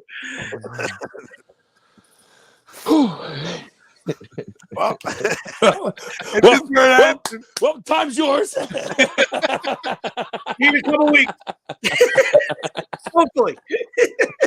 Some rehab and some soul searching. We'll see you guys in a couple weeks. If this is the last show I've ever done, it's been a pleasure. I'd like to thank you for the opportunity and like to thank Dr. and his grandkids. I think this point is where you hit end broadcast. We thank you all for listening. Pound the like, hit the subscribe. Stay fucking tuned.